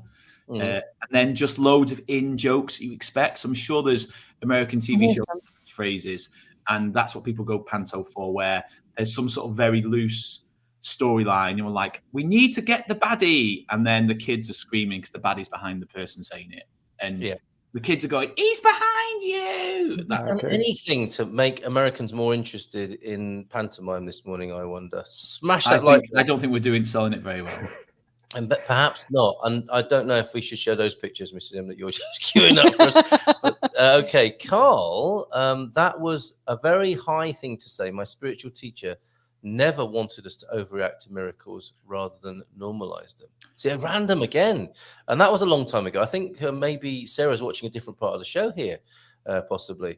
And I'm going to endeavor to bring this show back together just for a moment before it falls apart again, and wish you, James, a very good day, because it's actually 3 minutes past 10. I went into a kind of timeless, eternal Where moment. did the time go? It just disappeared. And you didn't get to say what had been on your mind this week at all, did you? Well, I said a lot of things that were on my mind in the moment, so that's all good. Yeah, okay. So you're not going away disappointed. Well, have a great day. Not at all. I never leave here going disappointed. Right. Okay. Well, and confused sometimes, but not disappointed. I'll tell you what. Here's your party bag. So, Ben, you've got another free gift for us today. You are, of course, the author of the 30-day Happiness Bootcamp, and for the last 3 weeks, you've given us a beautiful exercise to do. So let's give it directly to James before he goes off on his way, and before we start the Iberian FM phone in. This isn't in my contract. I meant to have my jazzy music before this, but as it's James, I and thought it's we're having one week, every week. I'll let him off. Excuse me. So today's tip is to switch your phone off, or on, I call it focus mode. So it depends on your iPhone or Android. But they've got these modes where you can switch off notifications. So, and you switch off for at least an hour, maybe two. Because you might think, oh, I can just leave my phone on silent. What's the difference? But deep down, you kind of know a notification could come in, or you're listening out for a buzz. and they've proven that we're not fully in the moment sometimes because we're listening out for our phone in case someone calls, in case someone messages. So actually, by either switching it off. Pardon? So what's the point? If you're going to put it on silent, that's like, leave me alone. At least for me, that's why I do it. It's a conscious act. Leave me alone. Go away. Yes. I think you probably do this anyway, James, but it's because a lot of people just constantly look at the phone, even if it's subconscious, it's the buzz to listen out for. And I spotted it and I was like, oh, I'm fine. I just put it on silent, but I still listen out for it. And so peripheral vision, if it's in your view, you can see that some kind of text pop up, even if it's not making a noise. It's like, and then you're like distracted or you're looking at it, even if it's on silent. So the idea of having the notifications off is that you can then, nothing's going to come through, but you can set it to say, for example, I've had clients say that they need to, in case their mum needs to call them or emergency. So on mine, I allow phone calls because I don't get many really. So I said to mum, like, if I don't reply, just phone me if you desperately need me. But it's really handy because then you just forget your phone because you know nothing's going to come through anyway. So so it's switch it off or put it to focus mode or do not disturb rather than silent because it is a big shift. All right. So first week was smiling at people for no reason. That was the first gift, wasn't it? And that was great. And then we had the 3-5 breathing. Breathe in for 3 and out for 5 and regulate and calm for 3 to 5 minutes. For 3 to 5 minutes of that. And then last week, tell someone that you love them or you love something about them. And I had a great week doing that. So thank you very much for that, Benjamin. And this week it is like really dealing with that phone addiction, right? Bit of a digital detox, not for a whole week or anything like that, but you're recommending make it an hour or 2. Like knowing it's off and that's be unrealistic. But what you'll find is you just switch off that constant, like James said, even looking at the screen, or because you constantly do it without realizing it, and then it frees up your mind to focus on other things, to be more present, because you might be more present, but then you go back to your phone. You're present and you're looking at your phone. And I know people might not really want to admit it, but we kind of do that out of just habit. So it just switches that point off. You know you're going to get nothing. There's no point looking at your phone because nothing's going to come through. It'll look on, but nothing. And I've just found it makes me more productive. It makes me more in the moment. So sometimes I'll do it for 3 to 4 hours. I'll just switch off just for the evening if I want to just chill, and I know nothing's going to come in. So then I can just. I forget. I've put it on. I do not disturb, and 3 or 4 hours later, it's like, it's still on. It's still on. Do not disturb. I wonder if anyone's been trying to reach me.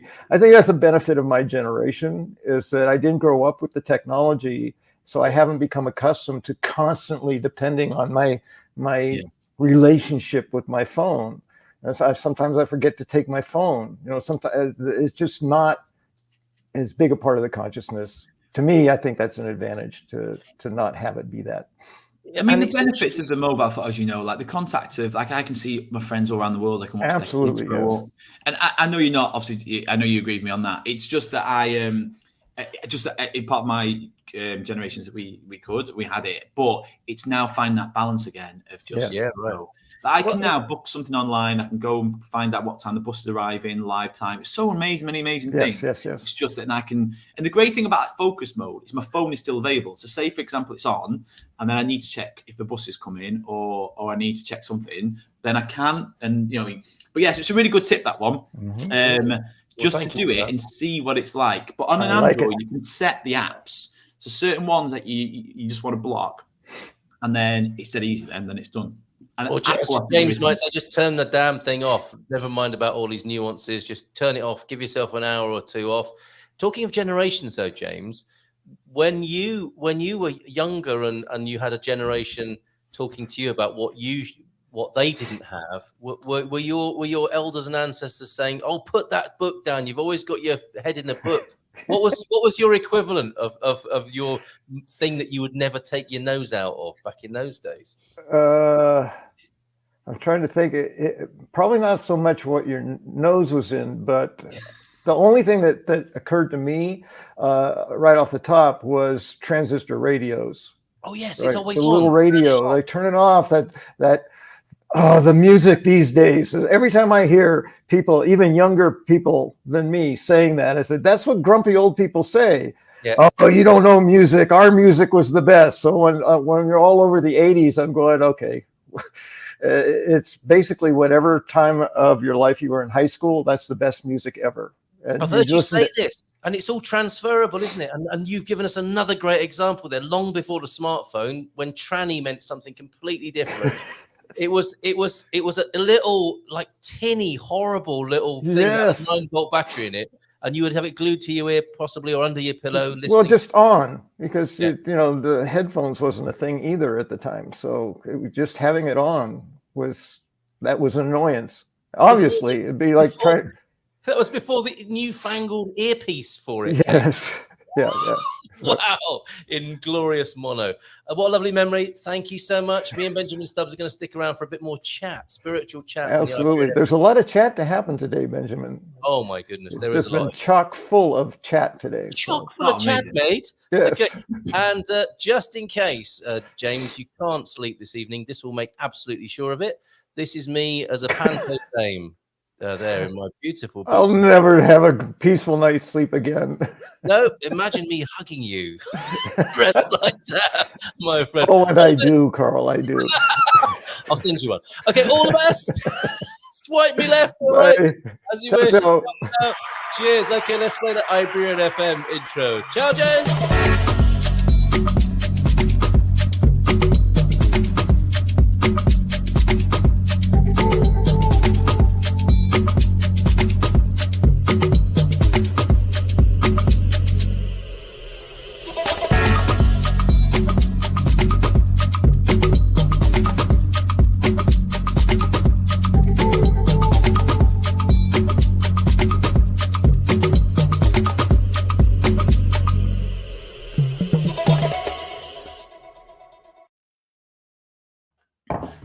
Word, Benjamin, it's almost as though we need to do that 3-5 breathing now. I'm quite excited this morning. There's loads of comments we didn't get to. I was going to talk about, should we be called expats, immigrants, or foreigners? We're not going to get to that today, although it is going to be an important conversation coming up in the future.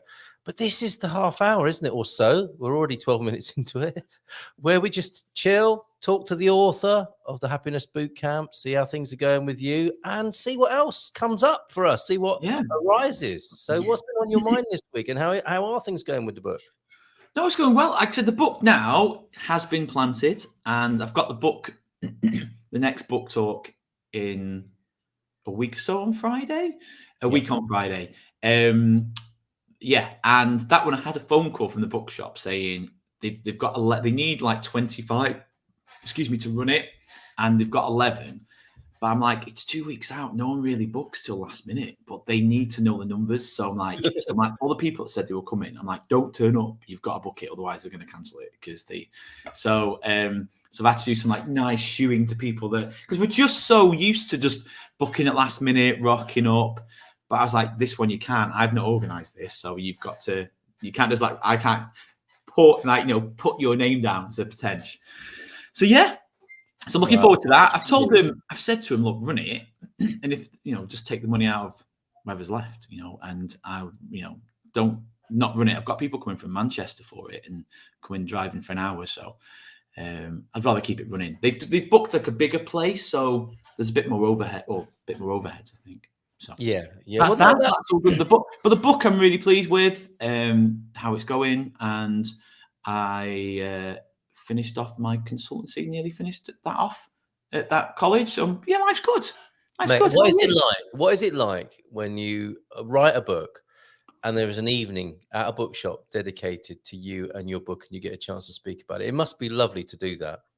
Oh, it is. And so I had the book launch a month or so ago, but this is a local book shop, and that's why I wanted to have the launch there, but I couldn't because they were fully booked for way in advance. So I said I'll do a book talk there. So I can't do a book launch 2 months after. So I was like, I'll do a book talk. So I will explain the book very similar to what we've talked. So very similar to our conversations here, just more concise, more tips. And then why I've written the book and why they're doing certain things in there. Yeah. Because the book is just very minimal. It's just do it. If you want to know why, Google it.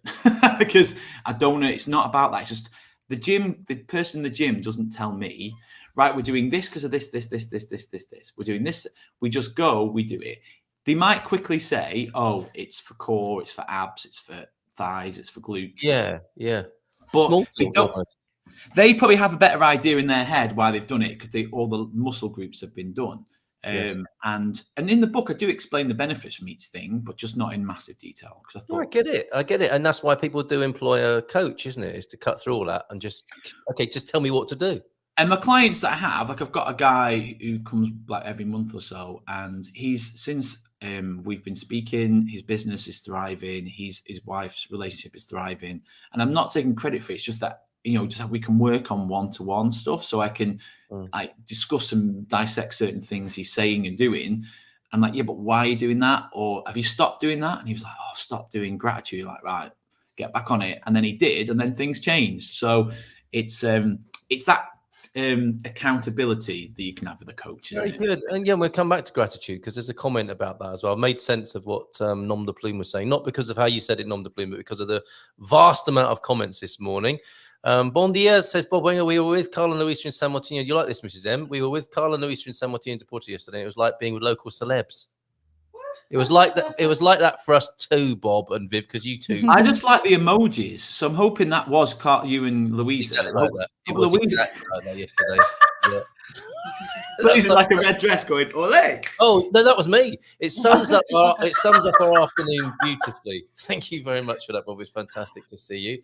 Nom de plume is talking of English words that are now better known around the world. Prince Harry taught me Todger. So it has to be said in a certain way, wasn't it? She very manfully managed my Todger. Something like that. It's got to be said in a Prince Harry kind of way, isn't it?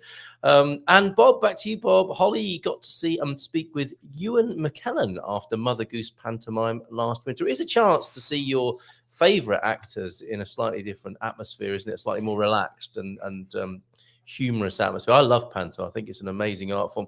And apparently, you might know something about this because you're a part of a theatre group, aren't you? And I'm sure theatre groups now have to think commercially. It's pantos that do the biz, isn't it? For some and keep some. That's why they do them at theatres, isn't it? Because they keep the money the money coming through. Yeah, and also it all comes down to like budget and cost. So, for example, we did Adam's Family last year. Excuse me. And it cost £30,000 a put on. Did it? Our company.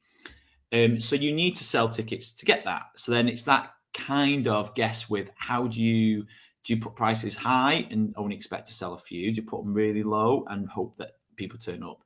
So it's that juggling cost really, because the cost of the show, we lost money on it, but not loads. We did lose money. Because it was just a great show, but just didn't sell as hoped as well as we thought it would. But pantos are low budget, low cost, high revenue, so they can charge, still an all right price, but the cost of the panto is really cheap. So, well, not always really cheap, but a lot cheaper. Because when you're doing certain things, you're paying for sets, you're paying for wigs, you're paying for this. Lots of different things. So if you're with panto, now the panto, I think someone's on about in the comments, there are, when I say better pantos, there are more established pantos that are in the big cities, and they will get some really well-known stars then. And that's their chance to do it, and they make a lot of money on it. I know some actors that know actors, darling, and they said they just do it for the money because it's such good money and it's guaranteed money every year. And it's fun as well, isn't it? I mean, I don't think the lines are too demanding, and if you make a mistake, that's the thing. It's a blag anyway. If you make a mistake, it's funny. It's not like it's meant to be. So there's less money on the production. So I love it, and also it has its place, I think, in British theatrical history because it's not just smutty innuendo, which of course I love as part of the panto, and it works on many levels, doesn't it? The kids are having sweets thrown at them and laughing at people and slapstick and stuff, and then there can be really sophisticated political writing in there as well in the script that some of the grown-ups might like as well. So I think it's a great tradition. Yeah, it does give you the option of. Obviously, most of them are rewritten, aren't they? Or written for the year or tweaked to make it relevant. So there can be kid jokes, silly things, people getting smacked around the head with like rubber frying pans and that type of thing, the slapsticky stuff. I'm laughing already. I know. See, I'm not a massive fan of slapstick. So I could go and enjoy the fun of it and, enjoy the banter of it, but it's not my type of humour. But I understand. I do like the political stuff in there and how they put adult jokes, So, yeah. I appreciate it. I just wouldn't choose to do it. Fair enough, mate. Okay, so back to the matters of happiness, personal growth, personal development, spirituality. Earlier on, and I think this would come into what you've written in the book as a key concept. This high thing that I was saying, apparently, my spiritual teacher never wanted us to overreact to miracles, rather normalize them. I was talking to James about this, and you might want to elaborate on it. We have a habit, us humans, don't we, of normalizing. Well, there's two kinds of normalizing then from this comment of miracles. One is normalizing them such that they are meaningless, and the other is normalizing them so that we can accept more miracles into our lives.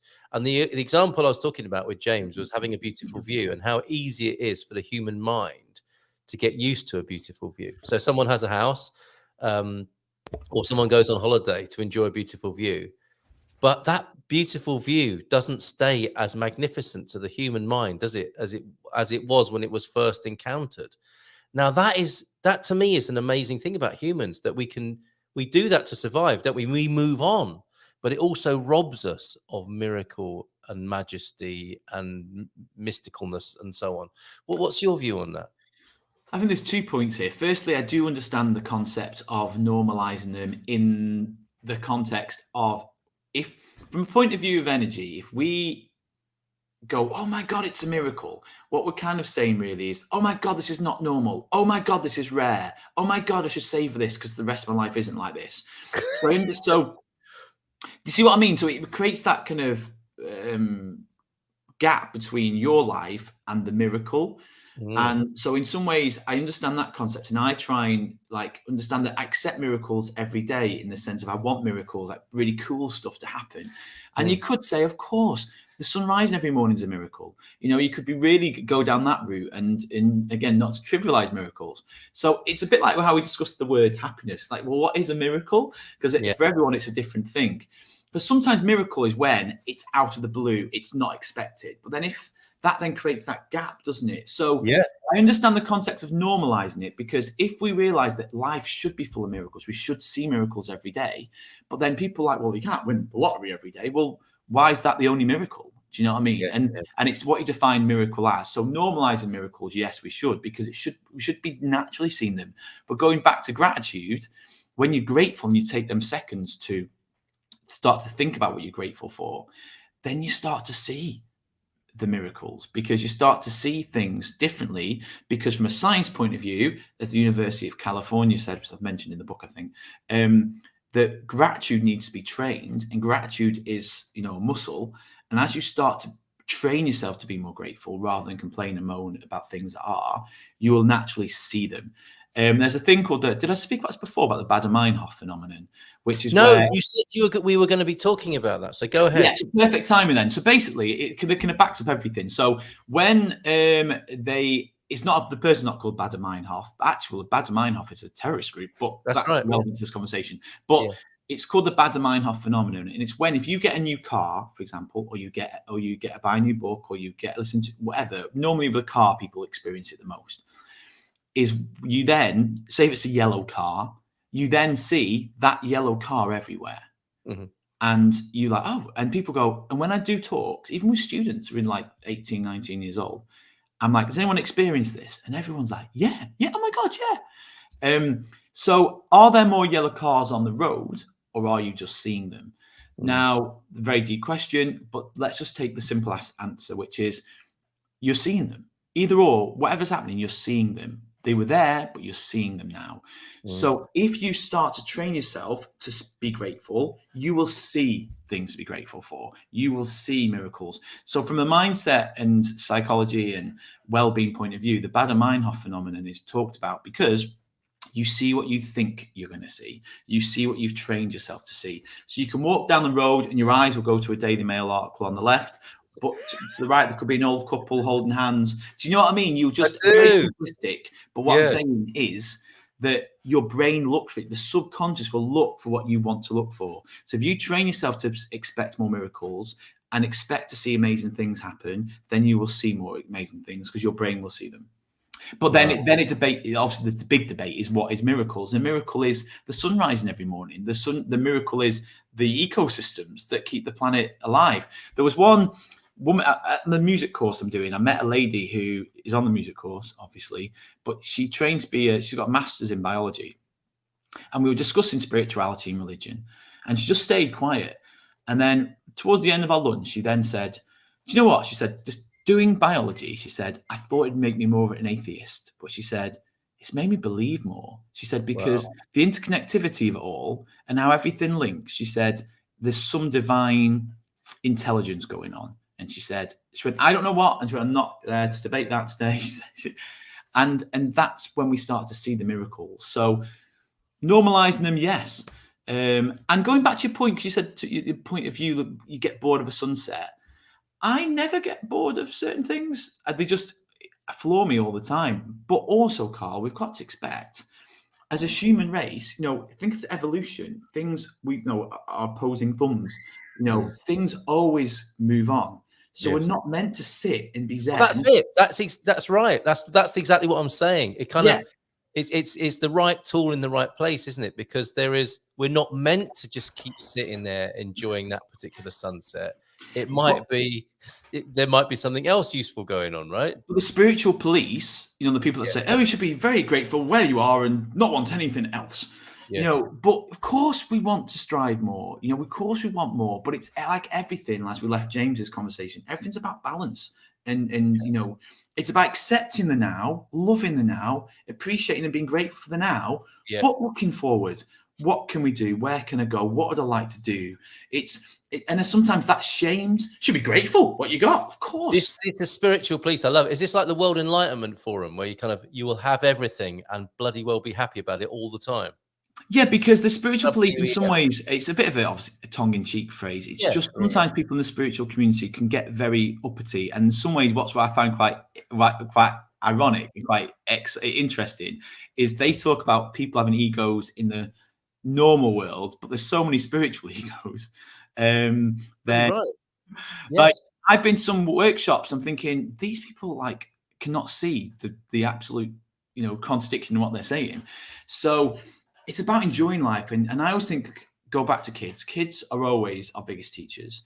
And they always want new stuff. They're happy where they're at, but they want something new.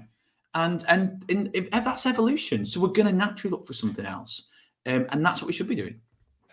Amazing. Yeah, we used to talk about it as being spiritually correct, didn't we? And like everything, that's the problem for humans is weaponizing everything. So even spirituality is weaponized, isn't it, as a way of being better, righter, above other people. Everything gets used in that way, doesn't it? And something I want to add and ask you about is this the trivialization or normalization? And of course, we get caught up in the words and the semantics of it. But it also depends on from which aspect of ourselves we're seeing these things. So in that meme of somebody looking at a beautiful view, it's their view, if you like, because they built a house on it. And then their friend comes who's only seen pictures of the view or heard about it and is standing next to them. And the person who owns the view, as it were, and that's not a bad choice of words because they've owned it and conceptualized it as being a good view. So they're seeing it from here then, aren't they? They're seeing it through their brain. I know it's a nice view. I know I should be grateful about having this nice view.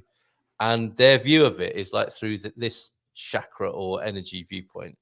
The person seeing it for the first time next to them is probably relating to it through their body more. So they know conceptually it's a good view, but they're having a whole body experience of this view, which maybe the person who owns the view has long got over and has to consciously sit and open themselves to this beautiful view that they fell in love with a few years ago, but is now just normal and an everyday part of their experience. And that could almost be one of the exercises in your book, right? Is to experience things as a whole body, a phenomenon, to embody things rather than just, yeah, I know it's a nice view. Because how sad is that when you've got to, yeah, I know it's a nice view. You're not necessarily enjoying it anymore, are you? But I think from a deeper point of view, if you were happier generally in life anyway, and you were using gratitude in a more general arena, things are brighter and lighter, and you see and feel things more.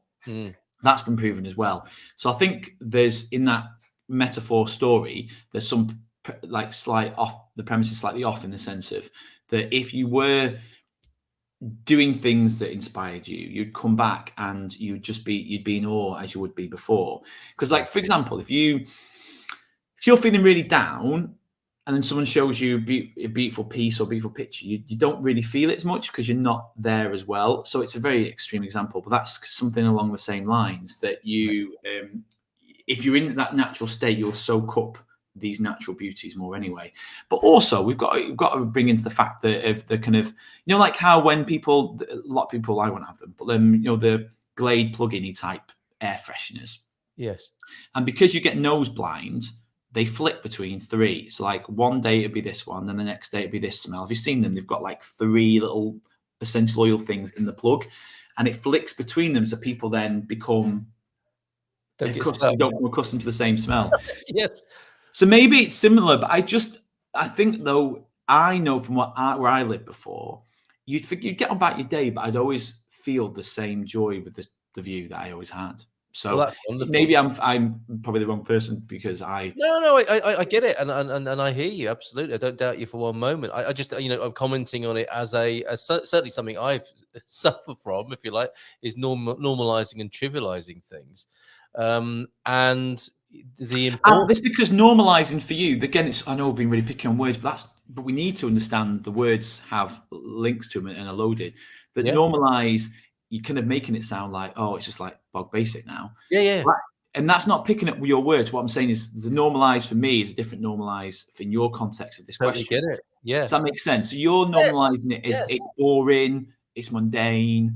Downward, whereas you're normalizing is an upward matter. Yeah, like exactly. So it's normalizing that I know it's normal for me to see good things. It's normal for me to love. It's normal for me to be in awe of the sun and the sunsets. For me, it's sunsets. Like, I need to see the sunset or the evening sky as the colours come across. It never bores me. I can sit and watch it for hours, and I'm always in awe of it. Beautiful. And it just makes me feel good. So I do that a lot when I can, and I sit out in it, and I always never get bored of it. Wonderful. Just watch this little thing. No, I had it yesterday. We have a little red start bird that seems to be, I think it's the same one that keeps coming back to our garden. I had a real proper moment yesterday of being in the garden with this bird, and I felt like an old giffer, like sat in the back garden with a little bird, like old man and baby bird in the garden. And it was a really magical moment. And my mind, you know, after, because that's what happens for me anyway, is that it gets conceptualized. You know, it's a moment, and it's almost as though it's a reflex that we have to bank and conceptualize these things or make sense of them, which we don't have to do we? Because it's possible to be in that, theoretically possible to be in that constant state of awe and not keep making meanings and sense of things and categorizing them and so on, because I understand why that happens, but we perhaps don't need to do it so much. But it was an absolutely beautiful moment. Because normally we see these, again, perfect conversation really, as miracles, as rare. So we just soak them up. Right, we really soak this miracle up. Yes. And then we create resistance to it, and then we just lose the magic. Where kids, they'll see something beautiful, and then they're done because they know there's more beauty to come. Yes. They know there's more goodness to come. So if we knew that this bird's little bird, you're going to see other beautiful things, other beautiful interactions with humans, with manifestations, whatever. There's so many that could be potentially lined up. But if we're looking at the point of view of miracles of being lackful, then like the yellow car, the bad of mine half, we will only see a few, and then we'll soak them up. And then I used to snuff them out because I'd be so focused on trying to soak them up. I'd like snuff the candle out. So so with that moment, I'm not judging you for how you responded to it, but in some ways, it's like, oh, a beautiful bird, amazing. Yeah, absolutely. What's next? That kind of normal. Well, I'll tell you what's next. We're getting a cat, so I should enjoy the moment while we've still got bloody birds in the garden. But when you say what's next, people then the spiritual police will then say, you should be grateful for that bird. I am grateful. But if I'm too in the moment trying to soak it up, it creates this lack, and it pushes the magic away, rather than just being there, enjoying the bird, but knowing that's one beautiful part of this amazing reality that we are in, and not to focus on trying to soak it up. Yeah, the spiritual police are probably into the spiritual consumerism. Have you ever seen what they look like? I think it's these guys. this really tickled me seeing this particular picture. But I think, you know, the sort of people who are telling you how to do spirituality are probably these very same people, aren't they? And that thing of that wonderful little vignette you gave us of like, I can't remember what I was going to say now, but just this holding on to things, you know, you should, that's a miracle and you should enjoy it. That is taking us away. Oh no, I know what it was. It's like, you can't, no, it's gone again. It's this is sort of the ethereal concept of, and that's what I like about these conversations with you. You're taking me to the sort of boundaries of my, what I've thought of about things before, and it's just within reach, and then it's gone again. So let's keep talking. And I might go back, because the thing is, this is where we because when we talk about gratitude, people then think, oh right, I should be more grateful, or they get offended that I'm saying to them that they're not grateful for what they've got, and it's not. And like we've said before, there's no judgment in anything that I'm saying. I'm just trying to help people understand. Right, the power I know, I totally get it on that level. The power of gratitude isn't just because a lot of people I've worked with say, "Well, I'm grateful for my life," and I'm like, "Yeah, but there's a difference between being grateful than practicing gratitude, making it part of your day to go, what am I grateful for? What things in my life are going really well?" And actually starting to build that muscle. And then, but part of that sometimes on the flip side can be people like will have an amazing thing happen, and then like trying to soak it all up and squid it, and then they lose it, so to speak. So it's about being grateful and just enjoying it, like the sunset, without holding on to it. And then I have remembered now. So I'm reframing the spiritual police as the normality police. And the thing you said earlier on about you can't be happy all the time. And I understand that to a level, but that's also an argument or a fighting for limitation, isn't it? Sometimes, and that's these guys, these folks here. You know, when you're saying, well, why are you buying books like the 30-day Happiness Bootcamp? Like, you know, life's going to be difficult sometimes. It can't be all like that. Benjamin Stubbs says. And I would question that. I do struggle when people are fighting for their limitations on the magic and miracles and what's possible in life. And basically arguing for limitation. I agree with you in so many ways. The world can feel so much more magical than what we're experiencing this moment. Yeah. And it's because we've trained ourselves to see through lenses of negativity. And you could say we're just being real and all that argument. But that's what we're seeing. The Bader Meinhof. We're seeing through the lenses of perception. We see what we believe we want to see. So are we in a paradigm shift of reality? Yes. With the information overload, everything's coming our way. And the past 30 years and probably a few more years to come, it's sifting through that and finding what really, really works. But do I believe we could be so much happier than what we are? Yes, of course we can. Mm-hmm. The reason why I sometimes say, you know, the idea of not being happy all the time is just because of the word, the meaning of happiness. You know, because if people say, oh, because they think, oh, I'll be happy when I get that car. I'll be happy when I get that promotion. I'll be happy when he stops doing this. I'll be happy when she stops doing that. So firstly, it's defining the word. And a lot of times happiness is our choice of being unhappy by awaiting for things to change. So it's so many levels, Carl. I do believe, like you, there's so much magic. That bird coming into your the garden, that interaction you had, that is just a smidge of the magic we could experience and the joy we could experience. So when we're saying about normalizing miracles, life should be that where we have these beautiful interactions. But when I say things happen, of course people are going to pass away in my life. So I can't say the day my mum and dad pass away, I'll be happy that day, because I'll be very sad. So that's when I say you can't be happy all the time, in the sense there's going to be things that throw us. But from that, you know, from the grief, then I can appreciate the love that I had for them. I can celebrate their life. So there's ways of being in each aspect, but it's just not taking the life journey and the life buffet away from any of us. That's what we've come for. We've come for everything. You know, on a piano, we've got the low notes and the high notes, but it's just a lot of people are just staying on the low notes and then going, these are a bit crap. I'm like, you know, there's beauty and richness in the low notes, but don't stay there. And a lot of times it's through choice, because you're putting your happiness out there. You change, that politics change, my ex change, my neighbor change, the world change.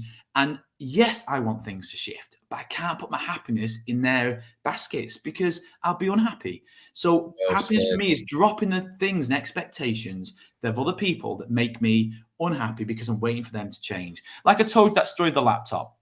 You know, the day off, I was happy until I knew the laptop was coming, and then it wasn't coming. Then I was unhappy. So it was my choice to be unhappy. And then people get a bit irritated by that. But a lot of times, not always, a lot of times it is our fault, our choice. Man, you and love your invitation to play the high notes in life.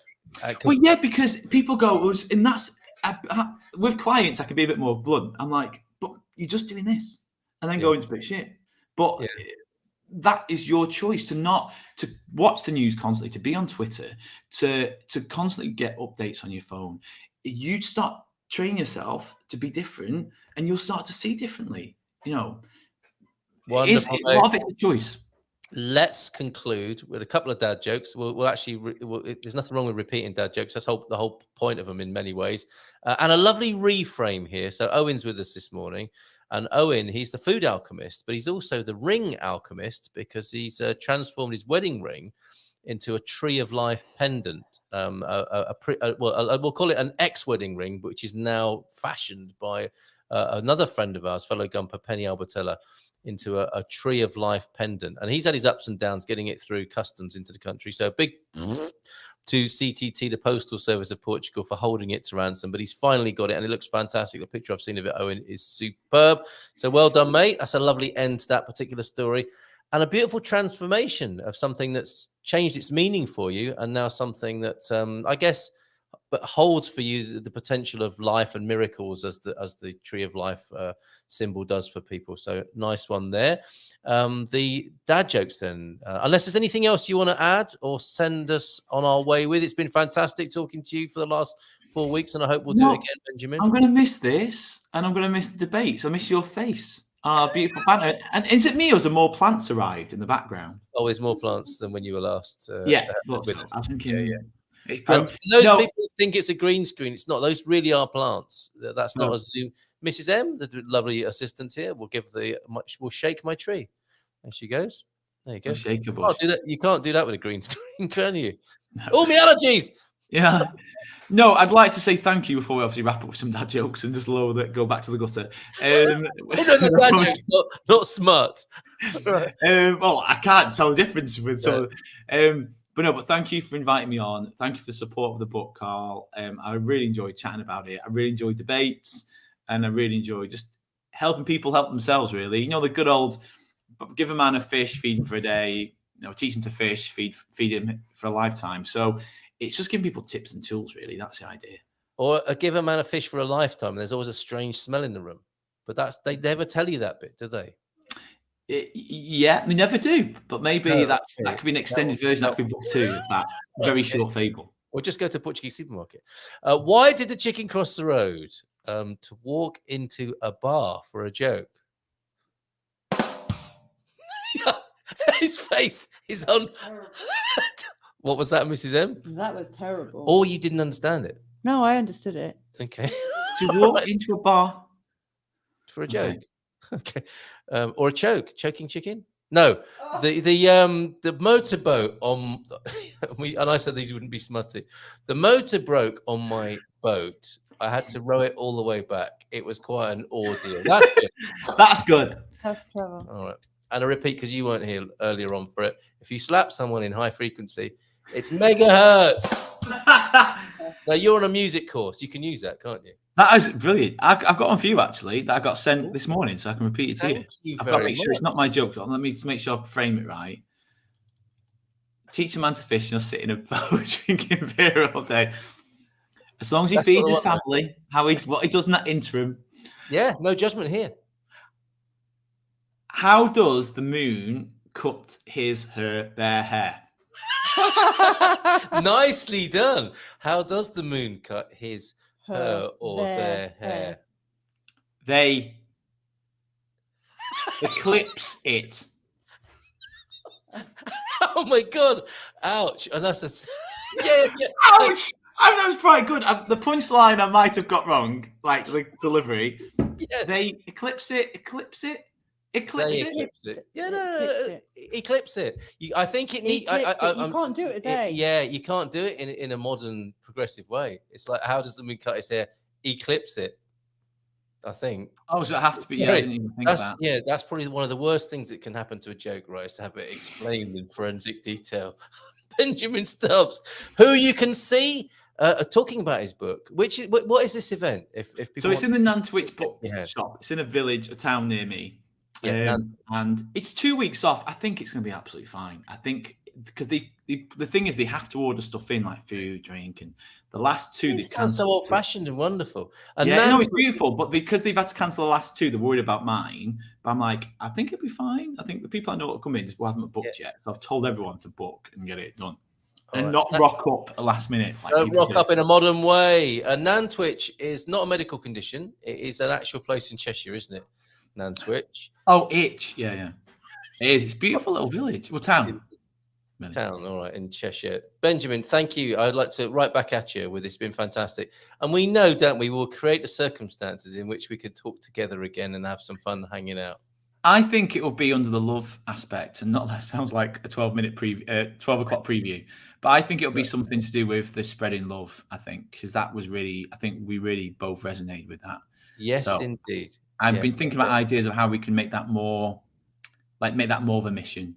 You know, telling people that you love them. So let's. Yeah, absolutely. I think that's truly world changing. This week, though, think about turning your phone off for an hour or two at a time. Yeah, I know you're trying to wrap up, so I'm sorry to keep coming back, but that one I wanted to kind of, you said about switching your phone off, and the reason why I don't I told people the focus mode was because some people can't switch the phone off because the mums are elderly and that type of thing. So the reason why I came up with the focus mode was then you can accept phone calls if desperate, if you need to. So there's no excuse to leave your phone on. Does that make sense? So and I meant to come back to Francis' input on this. Look, I'm big into focus modes, he said. So this is for people who really feel like they can't do it or need to do it in a more nuanced way, let's say. You can trigger the different modes. Like I have a work mode, weekdays 9 to 5. And if I have a deep work time, I put do not disturb on for an hour or till I leave my location.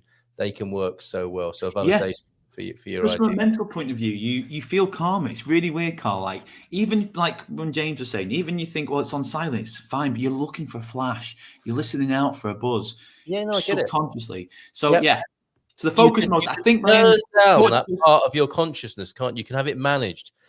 Humans love to feel like things have been managed. It's like the perimeter. It's like security almost. It's like psychic security. You know, you can feel like, okay, I'm done with that. I can properly relax now. And these are the things we can tell ourselves and benefit from, right? And that's what so I'm getting excited because that's exactly what I do, Carl. When I put it on, I just feel like yes, even though it's so stupid, I do. I put it on and think, right, if I'm writing the book or playing my music or doing something else, or like yesterday, I just wanted it off. Yes. So I thought for 4 hours, off it went. And then it's like you said, it's just, then you think, I'm definitely going to get no messages. So cool. And you crack on. Sometimes you just definitely need to have it off. Hey, Mrs. M. See? Do you know what? I'm really excited about him having his... Mrs. M, by the way, hello. Having it off. I'm really looking forward to him having it off. What were you going to say there before you were so literally rudely interrupted? You push the fader up in quite an aggressive way. Because you really need to do that. Oh, God. This thing, thank you very much for that. I do need to switch it off, do I? Yeah, it's going to really, I think it could be really transformative for you. For me to switch off my technology from time to time. Yeah, absolutely. Because Carl is absolutely addicted to it, you know. So I'm very excited by that possibility for you. Do you know what as well, Carl and Louisa, is when you come back onto your phone, you're going back to what you said about the sites, about beauty, and then you become normalized, you don't see them as much. You then appreciate your phone for that kind of excitement of replying to your messages, rather than getting excited every 45 minutes when one sneaks through. You then reply to everyone, you have a bit of that buzz, you reply to people, you quickly check what you want to check, and then, done. But you're not constantly getting that drip of dopamine all the way through the day. You know, you kind of enjoy it more. Yes. All right. If you try and get hold of me after the show, it is not going to be possible. I think I'm gonna give it a go. Benjamin, clearly parting is sweet sorrow. We're struggling to do it, but I'm gonna have to push that button. I know, yeah, I know. And look forward to seeing you at some other time and having more of these wonderful conversations with you. Sure Take care, will. mate. Bye for now. Bye. Ciao, ciao, mate. Thanks so much. Mwah!